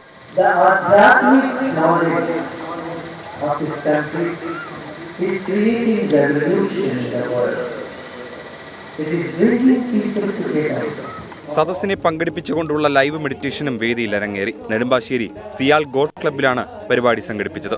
ശ്രീ രവിശങ്കർ വിദ്യാമന്ദിറിലെ കുട്ടികളുടെ കലാപരിപാടികൾ ഉൾപ്പെടെ ജ്ഞാന ധ്യാന ഗാനസന്ധ്യയും അരങ്ങേറി. സാമൂഹിക സാംസ്കാരിക മേഖലയിലെ പ്രമുഖരും പരിപാടിയിൽ പങ്കെടുത്തു. 24 കൊച്ചി. ദന്തപരിപാലന രംഗത്ത് വൈവിധ്യമാർന്ന പുത്തൻ ഉൽപ്പന്നങ്ങൾ വിപണിയിലെത്തിക്കാൻ വില്ലി വൈറ്റ് ആ ടൂത്ത് പേസ്റ്റുകൾക്ക് പുറമെ സോൾട്ട് ടൂത്ത് പേസ്റ്റുകളും വിപണിയിലെത്തിക്കും. രാസവസ്തുക്കൾ അടങ്ങിയ ടൂത്ത് പേസ്റ്റുകൾക്ക് ബദലായി വിപണിയിലെത്തിയ വില്ലി വൈറ്റ് ജനപ്രിയ ബ്രാൻഡായി മാറിയത് ചുരുങ്ങിയ കാലം കൊണ്ടാണ്. വർഷങ്ങൾ നീണ്ട പഠനത്തിനു ശേഷം 2021 ചാലക്കുടി കേന്ദ്രീകരിച്ച് വില്ലി വൈറ്റ് ടൂത്ത് പേസ്റ്റുകൾ വിപണിയിലെത്തിയത്. 20 വർഷമായി ദന്തപരിപാലന രംഗത്തുള്ള ഡോക്ടർ ജിജു ജോൺ മേച്ചേരിയുടെ നേതൃത്വത്തിലാണ് ടൂത്ത് പേസ്റ്റ് വിപണിയിൽ അവതരിപ്പിച്ചത്. ചുരുങ്ങിയ കാലത്തിനുള്ളിൽ സംസ്ഥാനത്തിന് പുറത്തും വില്ലി വൈറ്റ് ചുവടുറപ്പിച്ചു. വില്ലി വൈറ്റ് ടൂത്ത് പേസ്റ്റിന് മെയിൻലി ഞങ്ങൾ പലതരത്തിലുള്ള ടൂത്ത് പേസ്റ്റുകളാണ് മാർക്കറ്റിൽ ഇറക്കിയിരിക്കുന്നത്. അപ്പോൾ ആദ്യമായി ഞങ്ങൾ വില്ലി വൈറ്റിൻ്റെ വൈറ്റ്, പിന്നെ ആയുർവേദിക് ടൂത്ത് പേസ്റ്റായ റൂബി, പിന്നെ പല്ല് പുളിപ്പിനുള്ള സെൻസിറ്റീവ് ടൂത്ത് പേസ്റ്റ്, അപ്പോൾ അവസാനമായി ജെല്ലും കുട്ടികൾക്കുള്ള ടൂത്ത് പേസ്റ്റുമാണ് മാർക്കറ്റിൽ ഇറങ്ങിയിരിക്കുന്നത്. വൈറ്റ് ടൂത്ത് പേസ്റ്റ് ആയിരുന്നു ആദ്യം അവതരിപ്പിച്ചത്. ബ്രാൻഡ് ജനകീയമായതോടെ കൂടുതൽ ടൂത്ത് പേസ്റ്റുകൾ പുറത്തിറക്കി. ഇത് പ്യുവർലി ഒരു ആൻറ്റി ബാക്ടീരിയൽ ടൂത്ത് പേസ്റ്റാണ്. ഈ ആൻറ്റി ബാക്ടീരിയൽ ടൂത്ത് പേസ്റ്റ് എന്ന് പറയുന്നതിന് വേണ്ടിയിട്ട് ആദ്യമായി സൈലിട്രോൾ എന്ന് പറയുന്ന ഒരു ആൻറ്റി ബാക്ടീരിയൽ പ്രൊഡക്റ്റ് ആണ് ഞങ്ങൾ ഈ വില്ലി വൈറ്റിന്റെ വൈറ്റ് ടൂത്ത് പേസ്റ്റിൽ ഉപയോഗിച്ചിരിക്കുന്നത്. കൂടുതൽ സംസ്ഥാനങ്ങളിലേക്കും നെറ്റ്വർക്ക് വിപുലപ്പെടുത്താനുള്ള നീക്കത്തിലാണ് വില്ലി വൈറ്റ്. ഞങ്ങൾക്ക് ടൂത്ത് പേസ്റ്റിന്റെ കൂടെ ഞങ്ങളുടെ ഫ്യൂച്ചറായിട്ട് വരുന്ന ഞങ്ങൾ ടൂത്ത് ബ്രഷുകൾ ആഡ് ചെയ്തിട്ടുണ്ട്. വില്ലി വൈറ്റ് ടൂത്ത് ബ്രഷ്, അതേപോലെ വില്ലി വൈറ്റിന്റെ മൗത്ത് വാഷസ്, കൂടാതെ ഒരു പേഴ്സണൽ കെയറിലേക്ക് കൂടി ഞങ്ങൾ കാലെടുത്ത് വയ്ക്കുകയാണ്. അതിന്റെ പ്രാരംഭ കാര്യങ്ങൾ നടന്നുകൊണ്ടിരിക്കുന്നു. പ്രതിദിനം 1 ലക്ഷം ട്യൂബ് ഉൽപ്പാദിപ്പിക്കാൻ കഴിയുന്ന അതിരപ്പള്ളിയിലെ അത്യാധുനിക ഫാക്ടറി ഉൾപ്പെടെ വിപുലമായ ഉൽപ്പാദന സംവിധാനങ്ങളും കമ്പനിക്കുണ്ട്. 24 തൃശൂർ. മൈ വോയിസ് എന്നൊരു ഹാൻഡിൽ പറയുന്നു, കാട്ടിലെ ജനസംഖ്യ കൂടുന്നത് ശ്രദ്ധിക്കണം. കാട്ടിലെ ജനസംഖ്യയല്ല, കാട്ടിലെ മൃഗസംഖ്യ അല്ലേ. കാടും നാടും തമ്മിൽ മൃഗങ്ങൾക്ക് വ്യത്യാസമില്ലാതാക്കുന്ന ഒരു പ്രധാന പ്രശ്നമാണ് എന്ന് പറയുകയാണ്. വേറൊരു പ്രേക്ഷകൻ മുകളിൽ പറഞ്ഞത് പ്രസാദ് ശിവാനന്ദൻ പറയുന്നു. പ്രസാദ് ശിവാനന്ദൻ പറയുന്നത്, കേരളത്തിൽ ഇതുമാതിരി വാർത്ത വരുമ്പോൾ കഷ്ടം തോന്നുന്നു. തൂക്കം നടത്തിയ മാതാപിതാക്കളും തുല്യ ഉത്തരവാദികളാണ്, അവർക്കെതിരെയും കേസെടുക്കണമെന്ന് പ്രസാദ് പറയുന്നുണ്ട് കേട്ടോ. ഓക്കെ. വീടെന്ന സ്വപ്നം യാഥാർത്ഥ്യമാക്കി നൽകിയതിന് പിന്നാലെ സൂര്യയുടെ ചായക്കടയിൽ ദോശ കഴിക്കാനെത്തിയ മന്ത്രി കെ ബി ഗണേഷ് കുമാറും ഭാര്യ ബിന്ദു മേനോനും. അമ്മൂമ്മയ്ക്കൊപ്പം ചായക്കടയിൽ വർഷങ്ങളോളം അന്തി ഉറങ്ങിയ സൂര്യയുടെ ദുരവസ്ഥ മനസ്സിലാക്കിയ മന്ത്രി പ്രവാസി മലയാളിയുടെ സഹായത്തോടെയാണ് വീട് നിർമ്മിച്ചു നൽകിയത്. ഞാൻ പറഞ്ഞ സാറിനെ കൂടെ കൊണ്ടുവരാം കേട്ടോ. അപ്പൊ എനിക്ക് ദിലീപ് സാറാണ്. അപ്പൊ ഞാൻ പറഞ്ഞ മോളെ ഞാൻ വേറെ ഏത് സാറിനെ അപ്രതീക്ഷിതമായാണ് വെട്ടിക്കവലയിലുള്ള സൂര്യയുടെ അമ്മൂമ്മ നടത്തുന്ന ചായക്കടയിലേക്ക് ഗതാഗത മന്ത്രി എത്തിയത്. എല്ലാവരെയും ഒരുമിച്ച് കണ്ടതോടെ സൂര്യയും കുടുംബവും മാത്രമല്ല ചായ കുടിക്കാനെത്തിയവരും ഒന്ന് ഞെട്ടി. ചൂട് ദോശയും പപ്പടവുമാണ് ഇവിടുത്തെ സ്പെഷ്യൽ. ചെറുപ്പത്തിൽ തന്നെ അമ്മയും അച്ഛനെയും നഷ്ടപ്പെട്ട സൂര്യ അമ്മുമ്മയ്ക്കൊപ്പം ചായക്കടയിലാണ് വർഷങ്ങളോളം അന്തി ഉറങ്ങിയത്. ഇവരുടെ ദുരവസ്ഥ അറിഞ്ഞ മന്ത്രി KB ഗണേഷ് കുമാറും ഭാര്യ ബിന്ദു മേനോനും ജോസ് എന്ന അമേരിക്കൻ മലയാളിയുടെ സഹായത്തോടെയാണ് വീട് വെച്ച് നൽകിയത്. കടയിലെത്തിയ മന്ത്രി KB ഗണേഷ് കുമാറും ഭാര്യ ബിന്ദു മേനോനും ഏറെ നേരം ചിലവഴിച്ച ശേഷമാണ് കടയിൽ നിന്ന് മടങ്ങിയത്. അപ്പോൾ ഇവിടുത്തെ സ്പെഷ്യൽ മുളക് ചമ്മന്തി, പപ്പടം, കടല സൂപ്പറാണ്. പക്ഷെ 10-11 മണി വരെ ഉള്ളൂ രാവിലെ. മെയിനായിട്ട് അമ്പലത്തിൽ വെട്ടിക്കോല മഹാക്ഷേത്രത്തിൽ വരുന്ന ദൂരസ്ഥലത്ത് നിന്നൊക്കെ വരുന്ന ഭക്തജനങ്ങളെ പ്രതീക്ഷിച്ചാണ്. ഏതായാലും നല്ല ഫുഡാണ് കൊടുക്കുന്നത്. അത് വീട്ടിൽ നമുക്ക് വിളമ്പുന്ന പോലെ. തങ്ങളുടെ പ്രിയപ്പെട്ടവരെ നേരിൽ കാണാൻ കഴിഞ്ഞതിൽ സന്തോഷം പങ്കുവെച്ച സൂര്യയും അമ്മുമ്മയും. ഇന്ന് വരണമെന്ന് ഉറപ്പായിരുന്നു. ഇന്നലെ വിളിച്ചായിരുന്നു. നമ്മളെല്ലാം ഇവിടെ ഒരുക്കി വെച്ചേക്കുമായിരുന്നു. സാറും കൂടെ ഉണ്ടെന്ന് പറഞ്ഞപ്പോൾ ഞാൻ ഞെട്ടിപ്പോയി. ഭയങ്കര എക്സൈറ്റ്മെൻ്റ് ആയിരുന്നു. എങ്ങനെയാണ് ഇവിടെ വരുമ്പോൾ ഭയങ്കര സന്തോഷം. അവർക്ക് ദോശയും എല്ലാം ഇഷ്ടപ്പെട്ട് ഒരുപാട് കഴിച്ചു. അതിപ്പറ വേറെ സന്തോഷമൊന്നുമില്ല. ഗണേഷ് കുമാറിന്റെയും ഭാര്യയുടെയും ചിത്രവും സമ്മാനിച്ചാണ് സൂര്യ ഇരുവരെയും യാത്രയാക്കിയത്. അരുൺ രാജ്, 24 കൊല്ലം. ലോക്സഭാ തെരഞ്ഞെടുപ്പ് പടിവാതിൽക്കലെത്തി നിൽക്കെ കോൺഗ്രസിന് വീണ്ടും തിരിച്ചടി. രാഹുൽ ഗാന്ധിയുടെ ഭാരത് ജോഡോ ന്യായ യാത്രയിൽ നിന്നും സമാജ്വാദി പാർട്ടി നേതാവ് അഖിലേഷ് യാദവ് വിട്ടുനിന്നേക്കും. ഉത്തർപ്രദേശിലെ സീറ്റ് വിഭജനം എത്രയും വേഗം പൂർത്തിയാക്കണമെന്ന് അഖിലേഷ് ആവശ്യപ്പെട്ടു. രാഹുൽ ഗാന്ധിയും കേന്ദ്രമന്ത്രി സ്മൃതി ഇറാനിയും ഇന്ന് അമേഠിയിലുണ്ട്. ഭാരത് ജോഡോ ന്യായ് യാത്ര അമേഠിയിലെത്തുമ്പോൾ പങ്കെടുക്കുമെന്നാണ് സമാജ്വാദി പാർട്ടി അധ്യക്ഷൻ അഖിലേഷ് യാദവ് നേരത്തെ അറിയിച്ചത്. എന്നാൽ യാത്രയിൽ നിന്ന് വിട്ടുനിൽക്കാനാണ് അഖിലേഷ് യാദവിന്റെ തീരുമാനം. ഉത്തർപ്രദേശിലെ സീറ്റ് വിഭജനം സംബന്ധിച്ച ആദ്യം തീരുമാനമാകട്ടെ എന്നാണ് അഖിലേഷിന്റെ നിലപാട്. अभी बातचीत चल रही है. कई दौर में बातचीत हो चुकी है. कई सूचियां उधर से आई, सूची इधर से भी गई. जिस समय सीटों का बंटवारा हो जाएगा समाजवादी पार्टी उनके न्याय यात्रा में शामिल हो जाएगी. 80-ൽ 15 സീറ്റുകൾ മാത്രമേ കോൺഗ്രസിന് നൽകാനാകൂ എന്ന് അഖിലേഷ് ആവർത്തിച്ചു. വൈകിട്ട് 4-ന് ബാബുഗഞ്ചിൽ നടക്കുന്ന മഹാസമ്മേളനത്തിൽ AICC അധ്യക്ഷൻ മല്ലികാർജുൻ ഖർഗെ പങ്കെടുക്കും. ലോക്സഭാ തിരഞ്ഞെടുപ്പിന് മുന്നോടിയായി കോൺഗ്രസ് നേതാവ് രാഹുൽ ഗാന്ധിയും കേന്ദ്രമന്ത്രി സ്മൃതി ഇറാനിയും തമ്മിലുള്ള രാഷ്ട്രീയ ഏറ്റുമുട്ടലിന് ഇന്ന് അമേഠി ഒരിക്കൽ കൂടി വേദിയാകും. 2019-ൽ കോൺഗ്രസ് കോട്ടയായ അമേഠിയിൽ രാഹുൽ ഗാന്ധിയെ പരാജയപ്പെടുത്തിയ സ്മൃതി ഇറാനി തന്റെ തിരഞ്ഞെടുപ്പ് വാഗ്ദാനങ്ങൾ പാലിക്കപ്പെട്ടെന്ന് ജനങ്ങൾക്ക് മുന്നിൽ വിശദീകരിക്കാനുള്ള പ്രചരണ പരിപാടി ഇന്നു മുതൽ ആരംഭിക്കും. 24 ഡൽഹി. അപ്പോൾ പ്രിയപ്പെട്ട പ്രേക്ഷകർ, നമ്മൾ 1.5 മണിക്കൂർ നീണ്ട വാർത്തായാത്ര തൽക്കാലം പൂർണ്ണമാണ്. നമ്മൾ